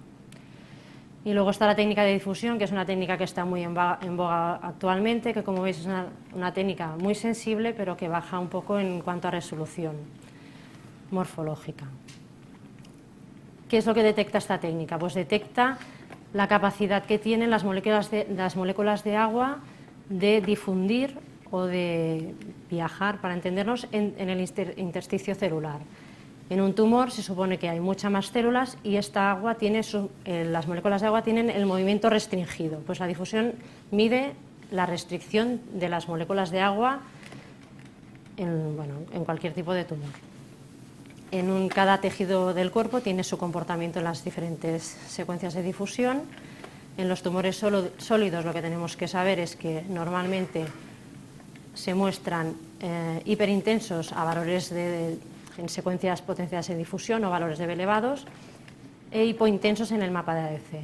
Y en cuanto a en este caso sería un tumor de cabeza de páncreas, cómo brilla en las secuencias potenciadas con valores de B alto y cómo pierde señal.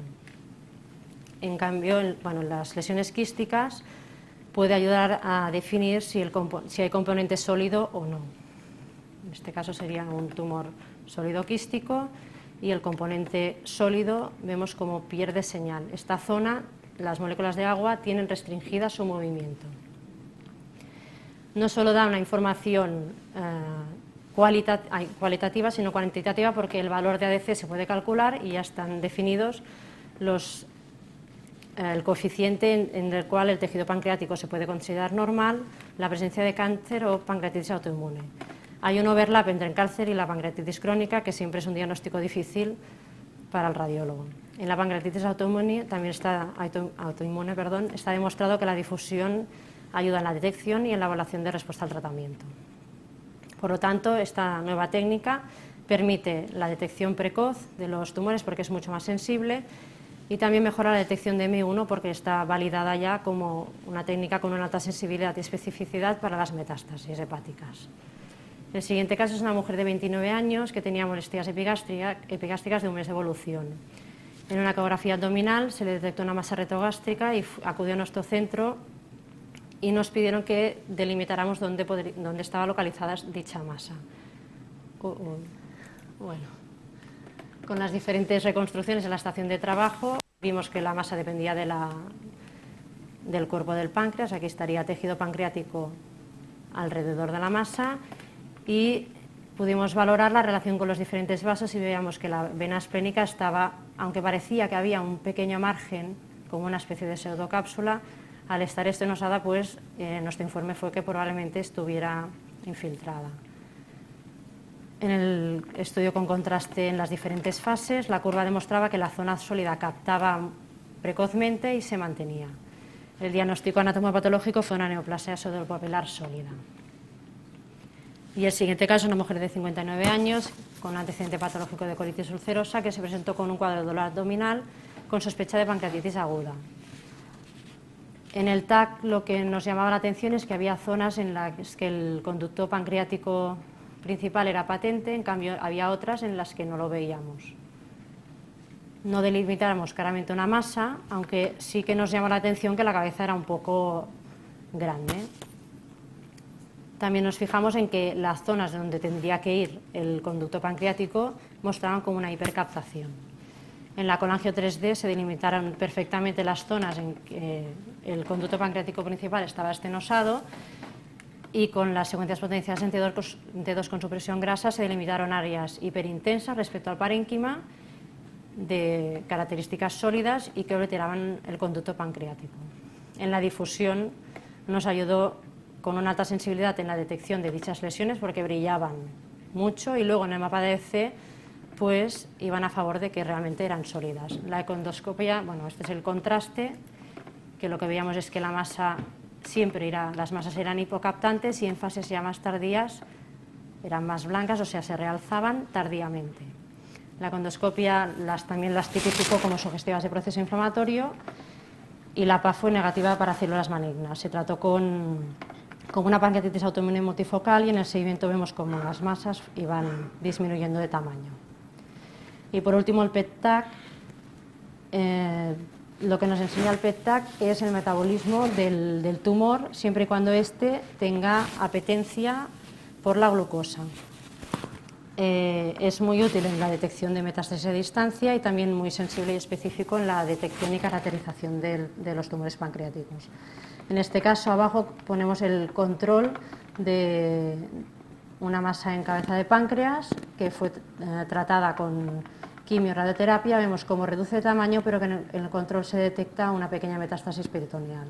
Y en este caso es un paciente también tratado de una neoplasia pancreática, que en el control se detecta una lesión en pared abdominal anterior compatible con M1, en lugares normalmente insospechados. Como conclusión, ya para acabar, el diagnóstico preciso es un reto para el radiólogo y normalmente lo hacemos multimodalidad, no solo con diferentes técnicas, sino con diferentes secuencias o con contraste, igual que como con la endoscopia. Siempre que tengas las armas para utilizarlas, en casos difíciles siempre ayudan. Cada técnica tiene sus ventajas y sus desventajas, siempre hay que saber cuándo utilizarlas. Por ejemplo, si es una sospecha de metástasis hepática, saber que la reso y el TAC y el PET-TAC son más sensibles y específicos, y que las técnicas que os he explicado nos sirven tanto como para el diagnóstico como para el seguimiento y la caracterización, sobre todo para definir qué paciente no va a ser resecable. Para finalizar un cuadro que no os pienso explicar, simplemente que aquellos que son resecables, si unimos las diferentes técnicas, seremos mucho más exactos en definir los posibles R0, que es de lo que se trata en el cáncer de páncreas. Dar la máxima supervivencia al paciente, que puede ser totalmente curado. Que es cirujano del Hospital Mutua de Tarrasa y cirujano del Centro Médico Teknon. Se ha dedicado fundamentalmente a la cirugía hepatobiliopancreática y nos dará su visión de los tumores pancreáticos desde el punto de vista del cirujano. Gracias, Esteban. Primero agradecer al doctor Varas, a la doctora Loras y al doctor Gornals la invitación de estar aquí I am a surgeon. Cuando se me preguntó a mí cuál era el punto de vista que tenía que tener el cirujano, específicamente en el tumor sólido localizado en la cabeza del páncreas, me dijeron que diera mi impresión y mi valoración de qué pide el cirujano cuando se encuentra en esta situación. Nosotros nos encontramos, somos clínicos y nos encontramos efectivamente con el paciente que viene con una lesión como la que ven en el tumor del páncreas, y nosotros hemos de decidir cuál es la mejor opción terapéutica para este paciente. Como ustedes no son cirujanos pero lo conocen, quería hacer unas consideraciones previas de lo que representa la cirugía cuando se trata un tumor en la cabeza del páncreas. Esta cirugía representa hacer lo que se llama una duodenopancreatectomía, que es sacar el duodeno, la cabeza del páncreas, el colédoco, y hacer una reconstrucción, que representa un tratamiento quirúrgico muy agresivo que debe ser realizado por grupos muy expertos, ya que si no es una cirugía con unos resultados muy malos si no lo realizan cirujanos muy expertos. Y después también tenemos que plantear cuáles son las implicaciones que conllevan este tipo de cirugía tan agresiva. Como les he dicho, esta cirugía representa, como pueden ver aquí, disecar todo lo que es la vena mesentérica, la vena porta, la arteria mesentérica, la zona del retroperitoneio, cortar el estómago, cortar el páncreas. Es una cirugía que se empezó, no sé si, que está descrita como de Whipple, que la hacía en 2 tiempos por la gravedad de la agresión que representaba en un paciente habitualmente ictérico, y que es una cirugía, como les he dicho, que tiene, aunque si se realiza en centros con experiencia, una mortalidad baja, pero estamos hablando de alrededor entre un 3 y un 5%, pero con una morbilidad muy alta, es decir, alrededor del 50% de los pacientes van a tener alguna complicación.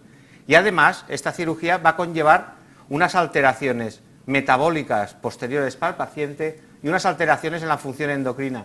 Y si hacemos una pancreatectomía total, hay que pensar que dejamos al paciente diabético de difícil control. Es por ello que cuando se plantea esta cirugía hay que ser consciente de lo que representa para el paciente. Y nosotros, cuando estamos en esta situación, antes de operar a un paciente con una lesión en la cabeza del páncreas, necesitamos que el radiólogo o el explorador que realiza una exploración nos responda a una serie de preguntas como qué es la tumoración, el diagnóstico diferencial, cuál es el diagnóstico de extensión o la afectación peritumoral y qué relaciones existe con las estructuras de grandes vasos para decidir si nosotros es posible y adecuada la resección en este tipo de pacientes, valorando, como ya he presentado previamente, lo que es las complicaciones y la evolución de este paciente. Y las técnicas de imagen no me voy a explicar mucho, porque ha explicado la doctora Romera. Las que vamos a utilizar más en esta situación van a ser la tomografía, el TAC, la resonancia o la ecoendoscopia. ¿Qué es lo importante cuando se realiza una exploración? Los cirujanos pedimos una serie de información y lo importante es tener una buena comunicación con el radiólogo explorador para que nos diga, no leer un informe, sino para que nos explique, como se ha dicho, si hay una arteria que viene de la mesentérica, tener esta comunicación, o con el endoscopista que ha hecho la ecoendoscopia, para que nos explique un poco cómo era esta exploración. De todas formas, los pacientes no vienen con una tumoración ni nada más, sino que nosotros somos unos clínicos y nos encontramos delante de pacientes que hay que valorar la edad del paciente. Puede ser que, y no es inhabitual, que un paciente con una tumoración de cabeza páncreas tenga 82 años, hay que valorar esto, pensar en este tipo de cirugía, qué patologías asociadas, su estado general y cuáles son los antecedentes si el paciente ha tenido cuadros de pancreatitis, si consume alcohol, si es diabético, y con la exploración física, hacer una exploración física viendo si tiene ictericia y unos test de laboratorio iniciales. Con estas pruebas me he permitido, para ser un poco más práctico, ponerles en la situación clínica de qué nos encontramos nosotros con un paciente con una masa en la cabeza del páncreas. Nos dicen si es sólida, he incidido en lo que si es sólida y he dejado las quísticas, que nos ha explicado perfectamente previamente con la charla tan interesante, y con la anamnesis, la exploración física, los test de laboratorio, he presentado 4 escenarios clínicos. El primero es el de una alta sospecha clínica, un paciente que viene con un tumor, con una alta sospecha clínica de un adenocarcinoma de cabeza de páncreas. El segundo es cuando viene un paciente con una clínica no muy clara y un hallazgo incidental de una lesión en la cabeza del páncreas. La tercera es un paciente que tenía una pancreopatía previa, como ya veremos, y el último en el que el paciente tiene una clínica de ictericia sin ver el tumor en la zona de la cabeza del páncreas. En la primera situación clínica, vean ustedes lo que es un tumor en la zona de la cabeza del páncreas, como se dice, y signos indirectos como puede ser la dilatación de la vía biliar y la dilatación del conducto de Wirsung, y que con una exploración con un TAC, preferentemente multidetector, pero no en todos sitios hay, descarta que haya enfermedad de otra localización. En esta situación, el 90% de los pacientes tendrán un adenocarcinoma de páncreas y hay que descartar otro tipo de tumores y, como se ha comentado, hacer especial hincapié en descartar la pancreatitis focal, la pancreatitis autoinmune y la distrofia quística del duodeno. Hay signos radiológicos que nos pueden ayudar, como si se ve el Wirsung entrando en la tumoración, pero sepan que el 90% de los sean adenocarcinomas de páncreas. En esta situación, nosotros actualmente no hacemos histología de la lesión, sino que a estos pacientes los consideramos tributarios de cirugía si no descartamos pacientes con la patología. Les he de decir que hay pacientes que pueden tener pancreatitis autoinmune, pero también tenemos pacientes jóvenes tratados con pancreatitis como pancreatitis autoinmune y que la evolución ha obligado a una cirugía y se ha demostrado que lo que tenían era un adenocarcinoma. Es decir, nosotros en esta situación no hacemos histología, sino que, de acuerdo con las recomendaciones publicadas en medicina clínica, hacemos la cirugía. ¿Y por qué? Porque si del tanto por ciento de pacientes de adenocarcinoma el 10 o 20% es resecable, la única opción de mejorar la supervivencia es hacer la resección, con o sin neoadyuvancia. Y la supervivencia por meses, vean que únicamente cuando se consigue la resección es cuando se mejora la supervivencia. Pero la situación clínica y anatómica del páncreas, que se localiza en un sitio que es una encrucijada técnicamente difícil, hace que, como han podido ver, lo que se valora son los vasos que hay alrededor, y esto desde el punto de vista del cirujano es muy importante. Y hay situaciones en las cuales se ve una lesión en la cabeza del páncreas sin diseminación, sospechosa de adenocarcinoma, pero, como se han descrito, hay signos de dudosa resecabilidad por afectación de más del 180% de la vena, por contacto con la arteria, y en esta situación para nosotros es fundamental establecer las relaciones locales de este tumor, discernir estas dudas de resecabilidad que tenemos los cirujanos, para, aplicando los criterios de irresecabilidad, como es la afectación arterial de la arteria mesentérica superior al tronco celíaco o la total de la vena porta sin poder reconstruir, descartar al paciente para resecabilidad. Pero hay que asegurar un poco esta resecabilidad. Aquí les he puesto que utilizamos tanto el TAC, la resonancia o la endoscopia, la ecoendoscopia por ultrasonidos, y los estudios pueden estar a favor o en contra de alguna de las técnicas, pero nosotros, ¿qué hacemos? Nosotros, antes de decirle lo que hacemos, hay situaciones en que claramente está afectada el eje esplenoportal, como en este caso, y en este tipo de pacientes, en el localmente avanzado o en el que es irresecable, nosotros nos decantamos para la utilización de la ecografía endoscópica con punción para poder obtener muestras y plantear la neoadyuvancia y la cirugía de rescate en estos pacientes para ver la evolución, o si es así, con la histología, plantear el tratamiento paliativo. ¿Y por qué? Pues porque estos de 30-40% de pacientes localmente avanzados que no están diseminados, con una quimioterapia neoadyuvante, si conseguimos la resección, la supervivencia puede ser parecida al grupo resecado de entrada. Es decir, que localmente avanzado intentamos afinar mucho para plantear una quimioterapia neoadyuvante para poder plantear la cirugía. Sin embargo, esto no es tan fácil, y menos aún cuando se realiza el seguimiento. Aquí vean como una paciente con un tumor localmente avanzado considerado no resecable, se realizó quimiorradioterapia y en la cirugía después se vio que únicamente habían focos de pancreatitis y adhesión y se pudo resecar sin resecar la vena. E incluso cuando hay contactos con la arteria, como en este caso, y los cirujanos y los que valoramos ese tipo de pacientes, que los valoramos en un comité, después de pacientes con quimioterapia neoadyuvante, nos es muy difícil saber el grado de respuesta para poder decidir si este paciente va a ser o no resecable. El segundo escenario, que me parece que es diferente a este, es el hallazgo incidental, sin una clínica clara de una lesión en la cabeza del páncreas, que aparece un paciente con una lesión sólida, y hay que pensar en otros tipos de lesiones sin descartar el adenocarcinoma, y como ya se ha comentado también, a veces tumores neuroendocrinos de pequeño tamaño pueden ser los responsables de esta etiología, que para a los cirujanos lo que interesa el diagnóstico en estos tumores neuroendocrinos también, pero el número y la extensión, que pueden ser multicéntricos.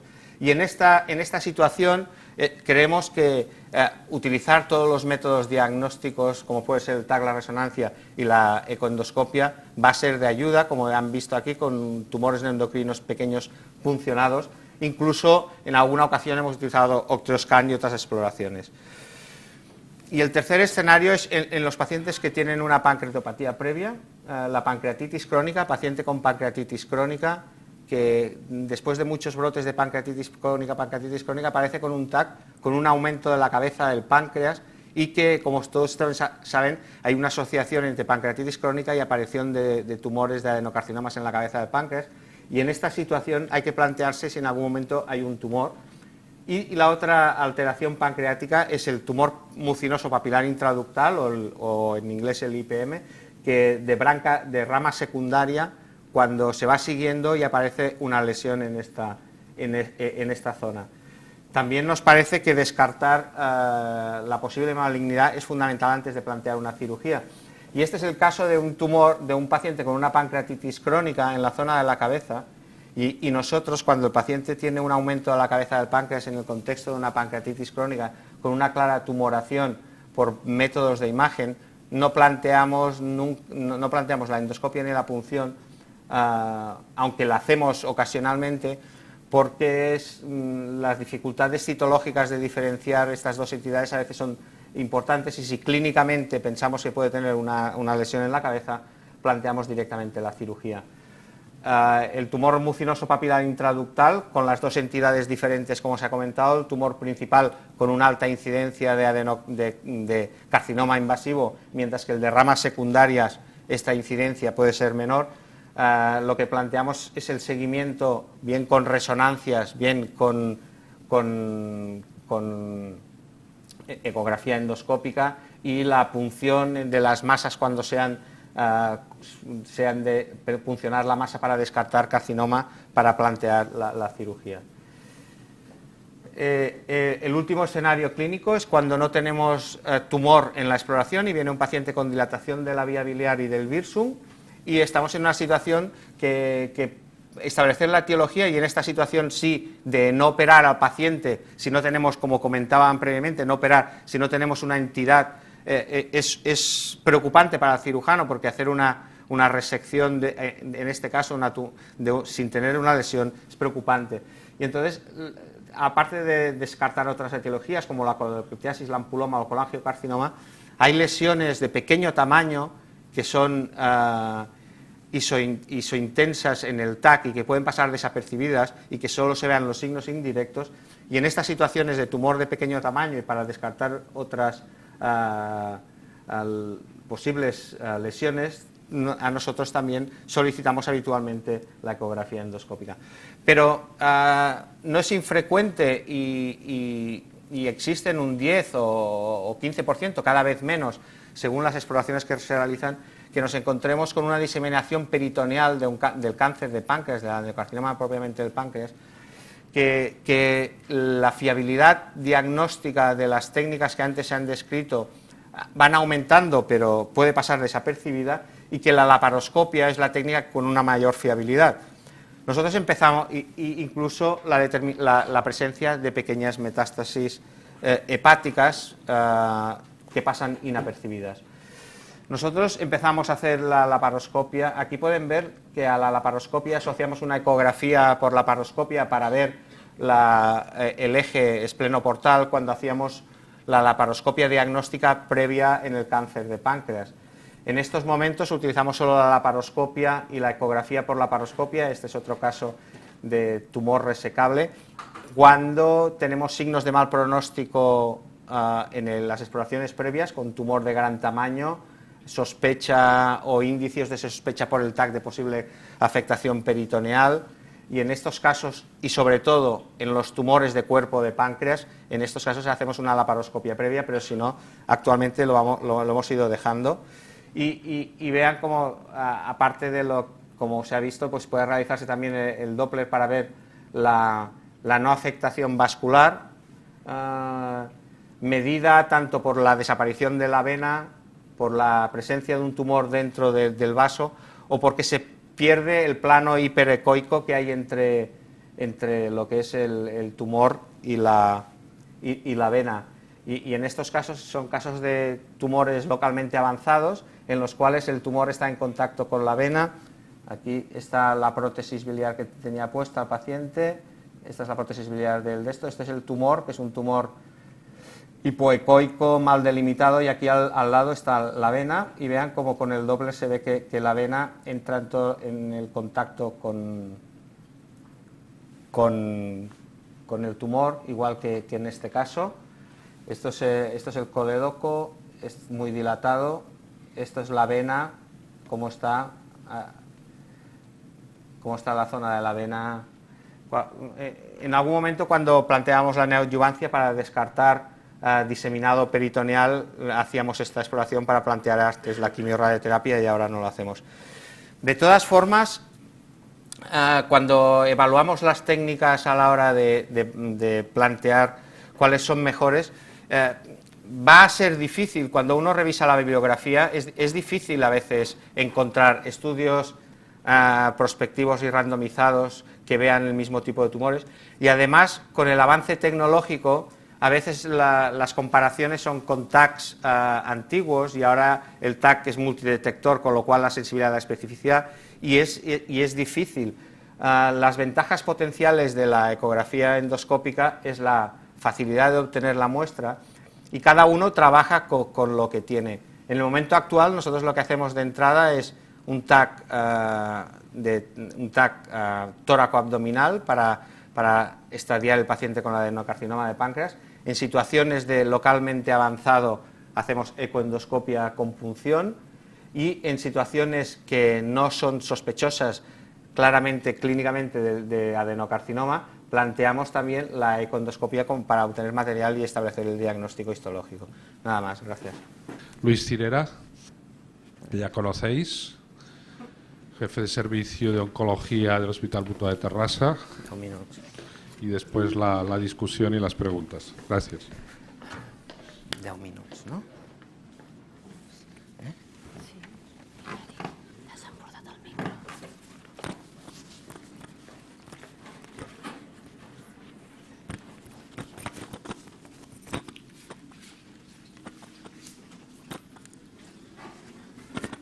Bien, buenas tardes.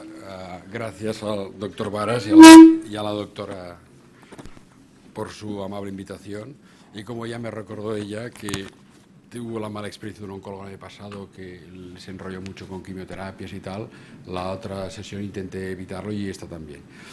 Vamos al grano. Lo que sí vamos a hacer es un poco el concepto general del tratamiento no quirúrgico, y no se me ha ocurrido ni más ni menos que coger las guías clínicas hechas por la Sociedad Española de Oncología Médica y editadas el año pasado, en el 2011. Antes de empezar, recordar que el cáncer de páncreas es la sexta causa de mortalidad por cáncer en la población occidental, y que, desgraciadamente, la supervivencia global a 5 años, incluyendo...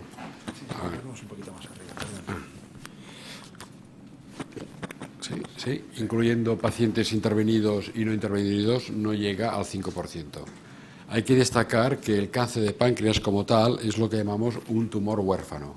un tumor huérfano porque es poco frecuente, es por lo tanto raro, y que esto ha motivado que los estudios clínicos de nuevas drogas, tanto de citostáticos como de anticuerpos monoclonales, hayan sido muy escasos debido a su poca frecuencia, y que parece ser que en los últimos años, gracias a personajes como el Pavarotti o como un actor americano famoso o como el padre del Apple, pues parece que ahora van a ponerse más medios para investigar esta enfermedad rara desde el punto de vista oncológico.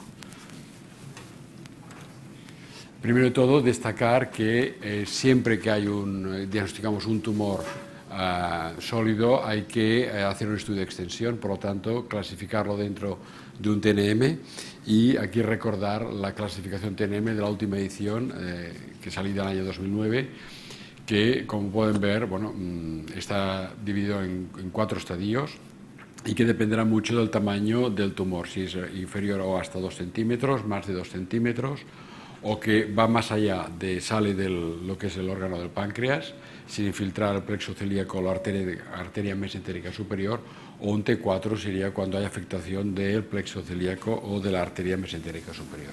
Evidentemente N0, N1 si hay o no adenopatías afectadas, y M0, M1 si hay presencia o no de metástasis a distancia.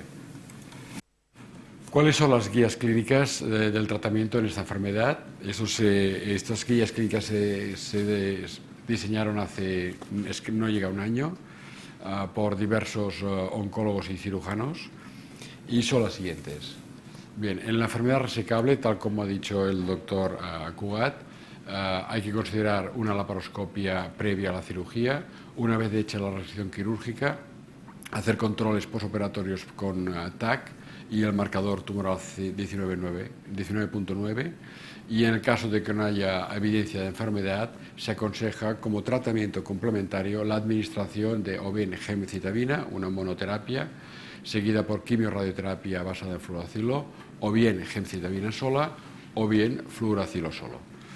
¿Cuál sería la diferencia entre administrar quimiorradioterapia posterior a la cirugía o quimioterapia sola? Esto depende del punto de vista, digamos, europeo o americano. Hay estudios en los que parece ser que la quimiorradioterapia es superior a la quimioterapia, y estudios a la inversa. En Estados Unidos tienen tendencia a administrar quimiorradioterapia y en Europa a administrar únicamente quimioterapia. Las guías clínicas españolas lo que sí dicen es que en pacientes con tumores grandes de cabeza de páncreas de más de 3 centímetros de tamaño, que haya márgenes positivos o una resección no completa, un R1, o que haya afectación ganglionar, aconsejan hacer la radioquimioterapia postoperatoria. En las otras situaciones es que haya, después de la cirugía, una recurrencia rápida o que haya una diseminación rápida de la enfermedad, tratarlo como enfermedad diseminada. ¿Qué hacer delante de una enfermedad potencialmente resecable? Tal como también ha comentado el doctor Cugat, intentar resecar esa enfermedad que por cualquier motivo no es de indicación inmediata de cirugía, y por lo tanto se aconseja una terapia neoadyuvante. Esta terapia neoadyuvante, como tampoco hay un tratamiento estándar, en todos estos suposiciones clínicas se aconsejan incluirlos en ensayos clínicos, o bien hacer quimiorradioterapia basada con gemcitabina, que es la droga más eficaz en esta enfermedad, y en el caso de administrar ese tratamiento, si se mantiene irresecable, pues bueno, tratarlo con enfermedad metastásica. En el supuesto que el tratamiento con quimiorradioterapia permita la resección de la enfermedad, hacer la cirugía y después considerar si es o no tributario de tratamiento adyuvante dependiendo del estado general del paciente. ¿Qué hacer delante de una enfermedad localmente avanzada, absolutamente irresecable? Bueno, bien tratarla como una enfermedad diseminada, si el paciente tiene un buen estado general, o bien tenemos 2 escenarios más: hacer o incluirlo en un estudio clínico, que sería lo deseable, o bien darle quimioterapia durante un cierto periodo corto de tiempo, de 2 a 3 meses. Si no hay no hay progresión de la enfermedad, realizaría quimiorradioterapia o bien basado con gemcitabina o fluoracilo. O bien tenemos otra opción que es ya de entrada dar quimio-radioterapia basada con fluoración. O sea, esos 3 escenarios, pero estos pacientes bueno, ya saben que tienen un pronóstico infausto. Y por último, la enfermedad diseminada, ¿qué hacer, no? Bueno, tenemos también, dependiendo del el estado funcional del paciente, si tiene un buen estado funcional, pues también intentar incluirlo en ensayos clínicos de investigación, o dar gemcitabina asociado a erlotinib, o darle gemcitabina con capecitabina, o gemcitabina con platino, o gemcitabina sola, o bien, esto lo he puesto yo, folfirinox, que es un triplete, es la combinación de 3 drogas, que un estudio francés hace menos de que presentado en el Congreso Americano del mes de julio, parece que tiene un índice de respuesta superior a la gemcitabina sola. Si el estado general del paciente está algo realmente deteriorado, pues dar monoterapias, básicamente, o best supportive care, que es tratamiento paliativo, o bien si el paciente realmente tiene un estado funcional muy deteriorado, realmente únicamente dar tratamiento paliativo.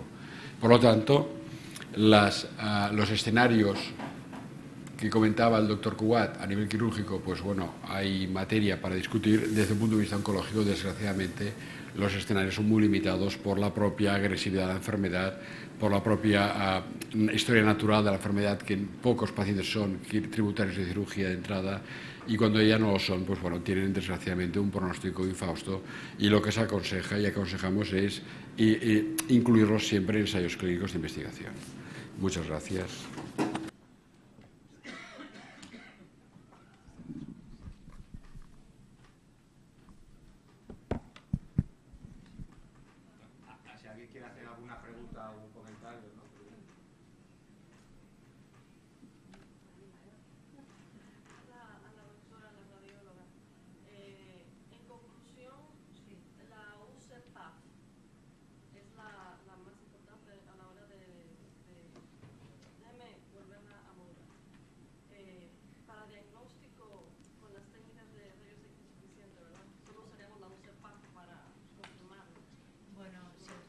Resecable, siempre está indicado hacer la PAF para tener el diagnóstico histológico y poder hacer el tratamiento de quimioterapia. Y si el tumor es claramente resecable y no hay dudas, puedes ir directamente a cirugía. Bueno, que contestaría mejor el doctor Cugat. En cambio, si hay dudas, está demostrado que si utilizas las 2 técnicas puedes mejorar en cuanto a los pacientes que pueden tener el tratamiento quirúrgico con intención curativa. Depende de qué es lo que te encuentres la primera técnica de imagen. Si no hay dudas, ya puede ir a quirófano, pero si existen dudas y si intentas hacer un tratamiento individualizado para cada paciente, unir las 2 técnicas es lo mejor, vaya. No sé si te responde a la pregunta, más o menos. Pero me imagino que los cirujanos... Sí. Bueno, ahora ya me lo cancha. Me imagino que el oncólogo, el cirujano, quiere una célula antes de hacer una cirugía tan fuerte. ¿Eh? No necesitan un diagnóstico histológico para operar. Nosotros, si existe un diagnóstico radiológico claro, con un diagnóstico clínico, y existe una tumoración sin dudas diagnósticas en la cabeza del páncreas, resecable, nosotros no hacemos histología. Sabemos que en las resecciones de la cabeza del páncreas, cuando se hacen resecciones, puede haber resección de lesiones que no sean el tumor, que es por debajo del 5%. Pero nosotros en este momento no necesitamos la histología en todo el paciente que tenga una tumoración en la cabeza del páncreas, si la radiología previa nos dice que es un tumor de la cabeza del páncreas sin diseminación. Nosotros no hacemos en todos los pacientes una ecoendoscopia con punción. Luego me gustaría añadir que normalmente para el diagnóstico de tumoración de cabeza, de páncreas, se suelen utilizar 2 técnicas de imagen que confirmen que aquello es una lesión sólida y que es compatible con una neoplasia. 2 técnicas de imagen. Con una reduces el falso negativo de la prueba. Es de la única situación clínica que los radioterapeutas aceptan irradiar sin confirmación histológica un tumor teniendo en cuenta que son muy estrictos por el tema de la aceptación y el consentimiento firmado del paciente. Con estos aspectos legales, la única excepción que hacen son en tumoraciones pancreáticas que no tienen estudio histológico y los tratan como tal. Es la única excepción de los radioterapeutas. Porque a veces es muy difícil conseguir el material o no se consigue. Dr. L.Palazzo, please. I understand that in people older than 50 years. Dr. Palazzo, I've listened in your conference that acute pancreatitis in people older than 50 years that is not caused by the lithiasis or alcohol. You suggest it's always carcinoma? No, it's not always. It's often. Sorry. The main cause after 50 years is IPMN. If you forget stones and chronic pancreatitis, it's IPMN. However, IPMN is obvious. You have a cyst. You do MR, you do AUS. But if you have not these obvious cases, the obvious cases, remember that after 50 years old, cancer is a big cause of acute pancreatitis of unknown origin. Okay, thank you. Yo quería añadir a esto que muchas veces cuadros de pancreatitis de repetición que no se tiene la etiología y, como se ha dicho, puede ser la causa el tumor papilar mucinoso intraductal con carcinoma invasivo. Incluso no se llega a ver esta lesión, sino se ven los efectos secundarios de las pancreatitis de repetición en la zona de la cabeza, que es habitualmente donde afecta la mayoría de las veces el tumor del conducto principal. Yo quería hacer una pregunta tanto al doctor Cirera como al doctor Palazzo en cuanto al papel de la econdoscopia en el tratamiento futuro en cáncer de páncreas, tanto con braquiterapia como con fiducials para hacer cirugía estereotáxica, radiocirugía estereotáxica y como para tratamiento con fármacos intratumorales. ¿Cómo está? Sé que ahora hay... ¿En inglés? Sorry. No, como quieras. Me arranco por bulería, ¿no? It's a question about the future paper of the endosonography in the treatment of pancreas tumor, like fiducials, brachytherapy, and intratumoral treatment. What do you know? What is there are trials ongoing? The future? On injection of drug, I think there is one trial working in Israel on injection on unresectable, locally advanced, non-metastatic pancreatic cancer, injection with combined chemotherapy. It's working in Israel, one trial. I do not remember the name of the drug.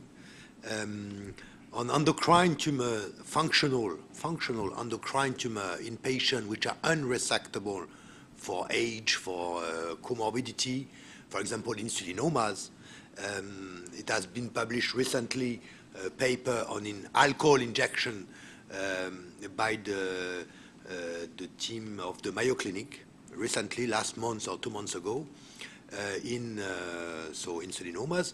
It works. It is probably dangerous, and I hear about, not in this study, but I hear about a big problem in 2 patients in the world who have been injected, so it's probably very dangerous. However, in patients which insulinoma, severe hypoglycemia, and no ability of treatment, of any treatment, probably the risk has to be taken, and in this series published, it works. So they have been cured by injection of alcohol. Okay, but there is two deaths, not in this study, but in other cases. Brachytherapy, it has been done in China. It does not change the survival rate in locally advanced to put iridium and inside. And finally, the cyber knife on the pancreatic cancer with some gold put. It's under investigation, and there is no published data about the fact that it's changed something. We are waiting for the results on CyberKnife on pancreatic unresectable non-metastatic adenocarcinoma.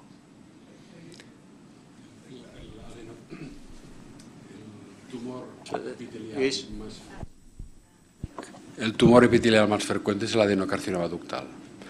Si cogemos el adenocarcinoma ductal de páncreas, teniendo en cuenta la anatomía del páncreas, la circulación del páncreas, la ubicación del páncreas, no es comparable a la del hígado. En el hígado la circulación es portal, cuando hay metástasis básicamente es de tema arterial, no portal. Hay mucha experiencia en quimioterapias y no quimioterapias por vía intraarterial hepática, porque son las que nutren a las metástasis hepáticas. Es un órgano cerrado con una circulación muy conocida. El páncreas tiene una circulación diferenciada. No se conoce muy bien si este circuito vascular que tiene el hígado es diferente al del páncreas. Está muy mal situado retroperitoneal. Por lo tanto, lo que es la quimioterapia o la administración locorregional en el páncreas, yo creo que no tendría mucho futuro, hablando de adenocarcinoma ductal.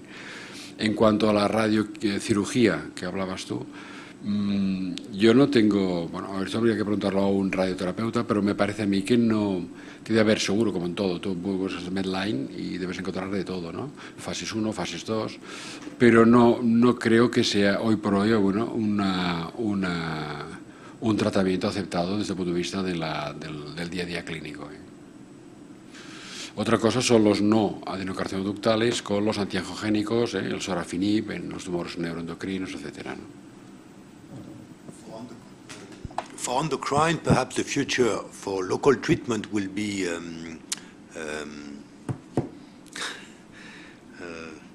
what we do into the liver ablation. Yes, it could be because we can measure, it has been done on pig, the number of millimeter around the probe that you can burn. So it's not totally crazy to imagine to burn an insulinoma, only the insulinoma using this.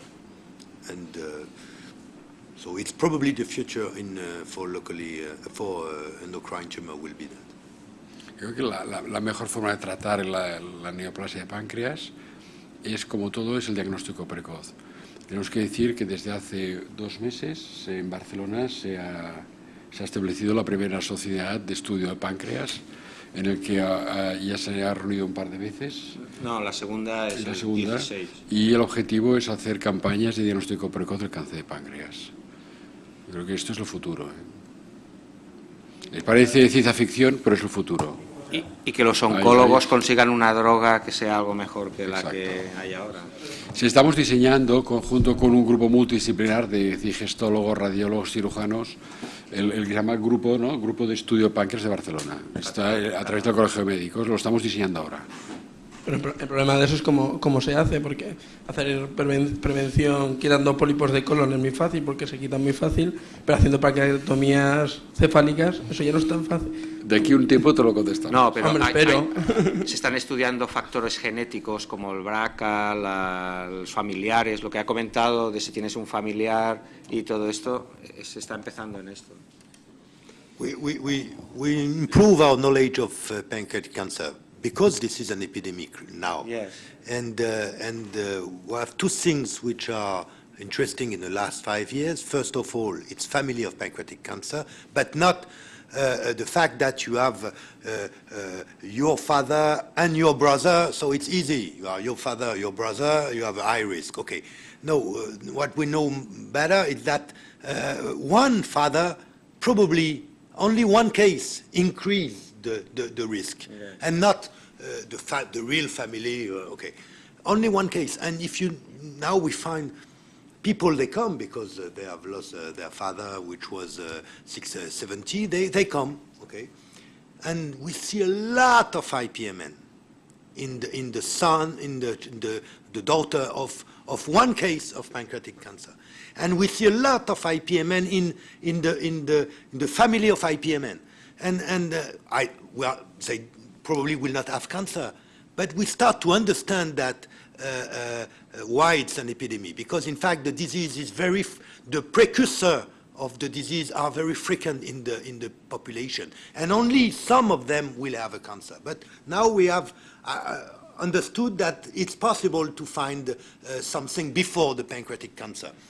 Of course, it will be expensive, and the second thing is diabetes.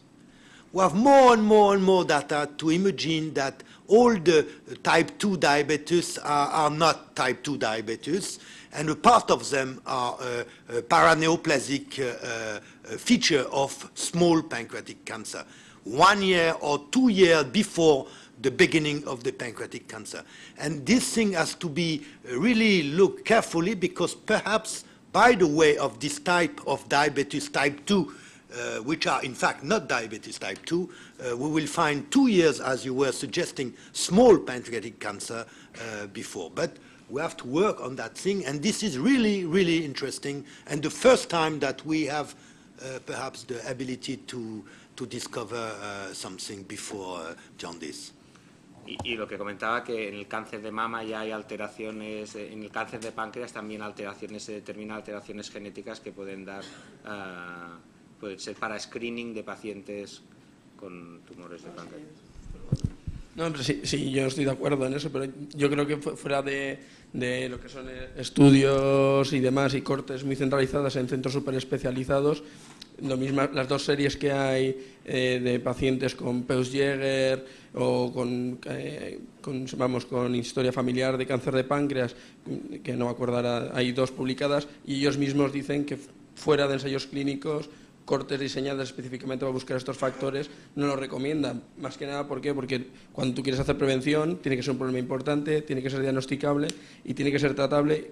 Y luego el cuarto, que se demuestre que realmente bajamos la mortalidad, porque realmente eso, la prevención que podemos hacer en estos pacientes es quirúrgica. Y ya habéis dicho que claro. Que recomiendan de esto, sí, pero si tiene más de 3 factores el seguimiento es diferente. Quiero decir que ya veremos hasta dónde vamos, ¿no? Sí. Pero...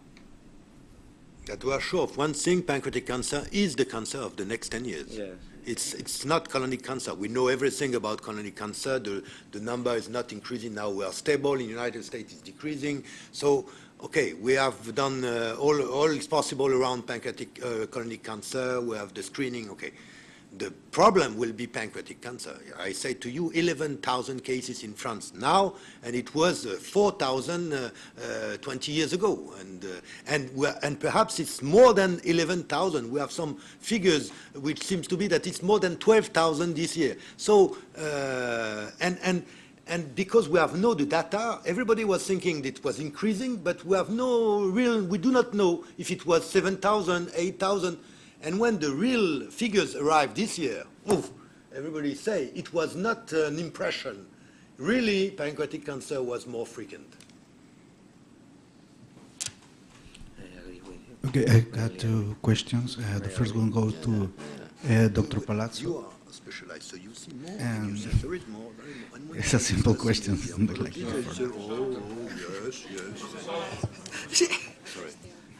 Sorry. I got a simple question.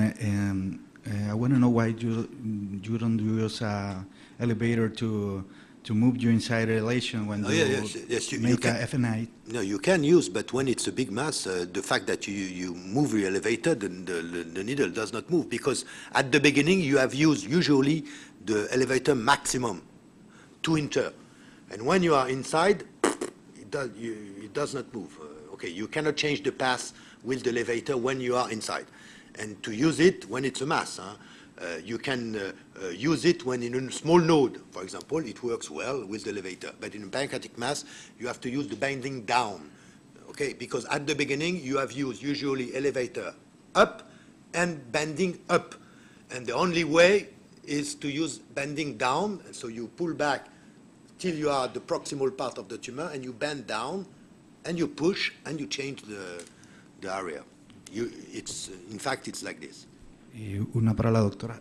¿Cuál es la sensibilidad y la especificidad de la difusión en el cáncer de páncreas? En el presente.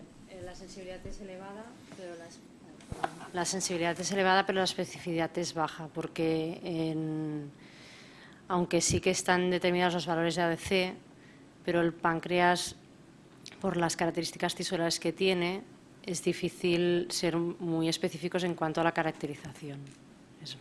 O sea, la sensibilidad es muy elevada, pero la especificidad es lo que se está trabajando, pues esto, a nivel tisular con el mapa de ADC. Además, varía mucho en cuanto a los centros, la adquisición de la difusión.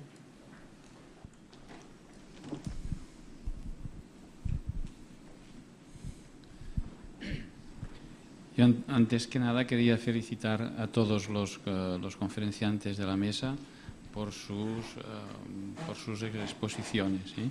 Luego tengo dos preguntas, una para el doctor Palazzo. Dr. Palazzo, congratulations for your very, very interesting conference. And a question for you. What do you think about the sensitivity of some makers, for example, CA 19.9 in the pancreatic cancer? And then another question for Dr. Cirera. En los últimos años ha avanzado mucho los tratamientos quimioterápicos, de tal manera que nuestra patología ya son imprescindibles para el tratamiento de muchas de nuestras patologías. Parece que no ha sido así o que no es tanto en el cáncer de páncreas. Había leído yo en los últimos tiempos un nuevo fármaco, ¿no? Creo que lo ha citado aquí, que es el Tarceva, ¿no? El Rotinib, si no estoy mal informado. Y me gustaría saber cuál es su opinión en el cáncer de páncreas de este fármaco. For the sensitivity and specificity of C99 in pancreatic cancer, it's difficult. First of all, for the sensitivity, we know that a part of the population is falsely negative, even in, it's around that 10% of the population is totally negative for CA99. Okay. We know also that the small pancreatic cancer usually has C99, which is normal. Okay. And we know also that there is a lot of reason of elevation of C99, which is not related to the cancer. And first of all is the obstruction of the duct. You can have a benign IPMN with a lot of mucus and an important dilatation of the main duct because of hemoglobin of the main duct, and CA99 at 800, 900, 2000. However, this CA99 will go like this, and not like pancreatic cancer, in which it's really, really, really like this. So you have a lot of chronic pancreatitis. You can have 200 without any cancer in a chronic calcified chronic pancreatitis. So the specificity is not good.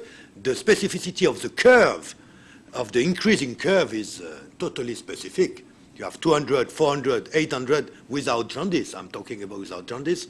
It's totally specific. However, it means you are waiting for 2 or 3 months to have the real curve, and perhaps you don't want to wait for these 3 months, and you want to have the diagnosis immediately. So it's the reason why we turn around with CT, MR, puncture.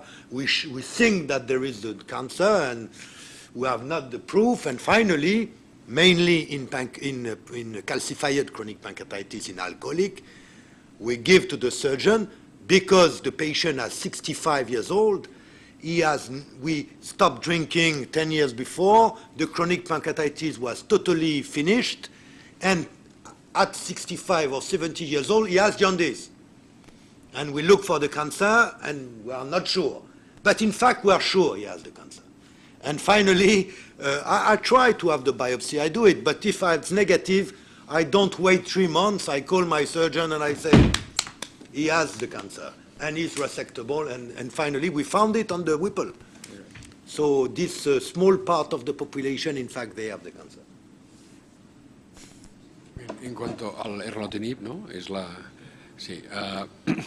Eso fue un estudio americano en que comparaban gemcitabina sola versus gemcitabina más erlotinib, ¿no? Tarceva.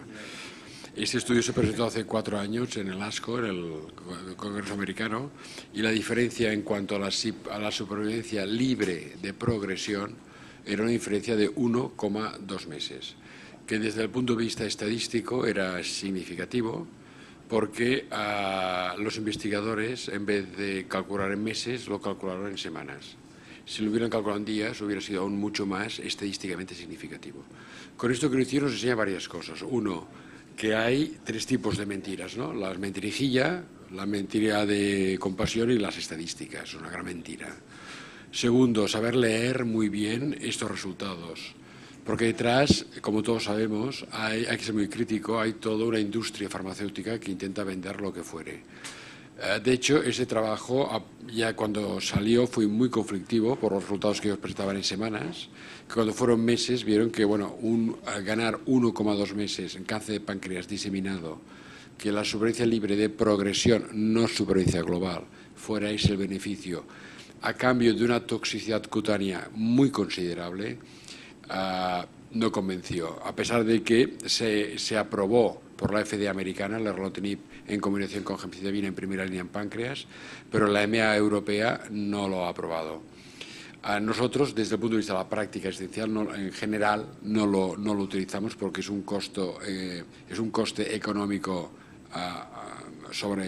añadido, con una toxicidad sobreañadida enorme, y que el beneficio clínico real en estos pacientes, los que todos tenemos experiencias con este tipo de pacientes, dejarles la piel hecha trizas por una pastilla al día para que puedan vivir quizá pues un par de semanas más, y yo no sé hasta qué punto vale la pena.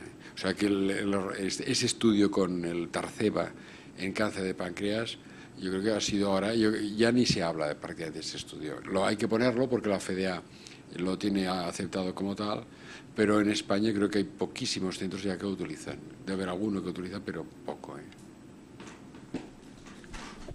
Dr. Palazzo, is pancreatic cancer incidence getting higher, or do we have better techniques to access the pancreas? During several years, the specialists of pancreatic cancer, they see more. However, everybody was telling explanation about that. And the epidemiologists, they always say, oh, it's probably because we see more by imaging, because we know why the patient is dying, and 5 years ago we do not know. We try to find a lot of explanation to explain the fact that we have the impression that there were more. But now we have, in France, we have the data from the National Health Service, which is totally strong. And we see that it was not an impression. Pancreatic cancer, the incidence is exploding, not increasing, exploding. Nosotros cada vez operamos más, no es que veamos más, nosotros que nos llegan solo el 20%, cada vez tenemos más número de pacientes que operamos. Y dentro de la epidemiología cada vez operamos menos cáncer gástrico y cada vez operamos más cáncer de páncreas. Yo no sé si será por factores ambientales, pero operamos menos cáncer gástrico, que ha caído francamente, y operamos mucho más cáncer de páncreas. Los que operamos, se diagnostican más, pero los que operamos.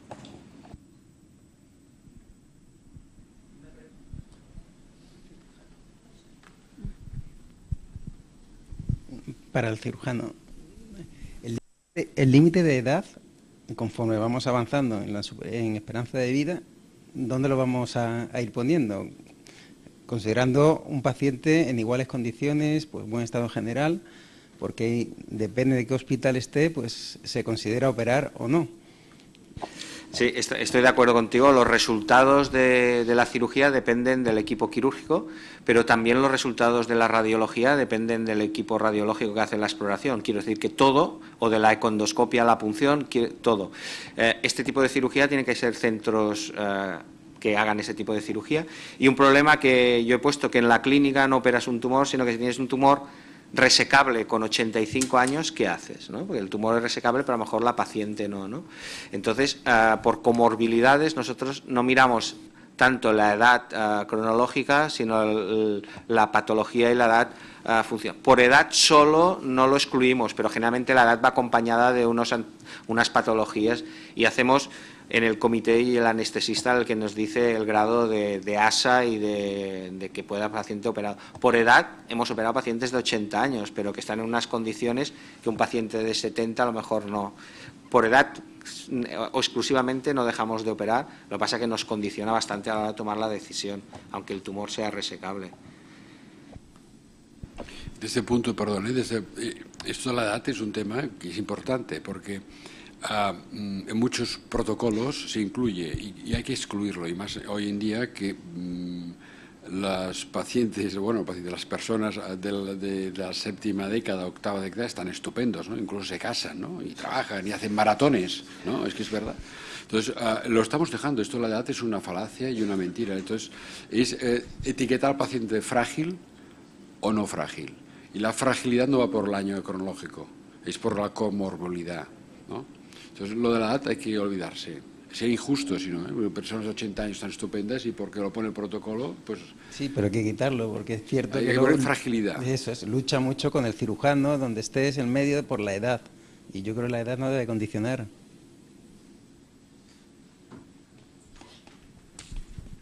Only one word of conclusion. To conclude, you will use AUS in pancreatic cancer in around 70% of the cases, finally. You have only the patient with liver metastasis with a proof, easy proof through the liver, which we do not see them. All the other, finally, we see them, even the resectable cancer, we see them because we can find more things. They are resectable before AUS and they are unresectable after AUS. So we win 7 to 10% after CT and MR on unresectability. If you work well, if you look all the nodes, if you biopsy, for example, the 16, you know, the 16 which is in front of the aorta vena cava node, you biopsy it, it's entry node, it's entry. So in NCNet or head cancer, when you have the node here, it's for nothing. The patient is totally resectable, but for nothing. So we do that, and of course, and after we biopsy a lot of resectable cancer, because our surgeon, when they have one patient who die from a Whipple without cancer, they, okay, and they ask biopsy. Nosotros no biopsiamos y los motivos, es verdad que la afectación de los ganglios interaortocava o de tronco celíaco, pero no se consideran ganglionar, sino que se considera M1 en el estadiaje que puede hacer el TAC. Lo que pasa es que la biopsia te lo confirma. En estos casos dudosos también lo planteamos. Nosotros no lo biopsiamos por el motivo de que en una paciente con una exploración radiológica muy buena, con una sensibilidad y una especificidad muy alta, si la punción sale negativa, nosotros lo seguiríamos tratando como si tuviera un cáncer, pero no lo dejaremos sin hacer. Hay situaciones que no son siempre de una manera o siempre de la otra. Hay situaciones en pacientes con dudas de la pancreatitis focal, la pancreatitis abdominal. Pero si la exploración radiológica, la incidencia de tumor pancreático que no existe es de menos del 3% con las técnicas actuales. Y es verdad que puede tener una mortalidad, pero en los centros habitualmente la mortalidad, ya te digo, que puede llegar del 2 al 5%. Y por eso no lo hacemos, ¿eh? Yes, it will change when the false negative of biopsy will be very rare, and you will change. When your puncture, when your AUS will give you the cancer in all the cases, you will use it. The only exception is calcified chronic pancreatitis. With the mass inside, you don't know where it is. This is an exception. But in a mass, which is a cancer into the head of the pancreas, it's very difficult to have a negative case if you put the needle in the good case. So the false negative, it has to be, your goal is 1%, 2%, maximum. Your negative predictive value has to be 90% at least. And at that case, the surgeon who work with you will ask for biopsy because he knows that you will give to him the cancer in the vast majority of the cases. Bueno, no sé cómo irá al futuro, supongo que cada uno utiliza lo que tiene. Si tuviera a lo mejor a él o al lado cada día, pues a lo mejor sí, ¿no? Pero como él dice, hay un 1 o un 2% de falsos negativos y prefiero sobretratar a un paciente curable que no infratratar a un paciente curable. Y por eso en este momento hacemos esto y un poco lo que estamos haciendo, ¿no? No sé si en el futuro cambiaremos.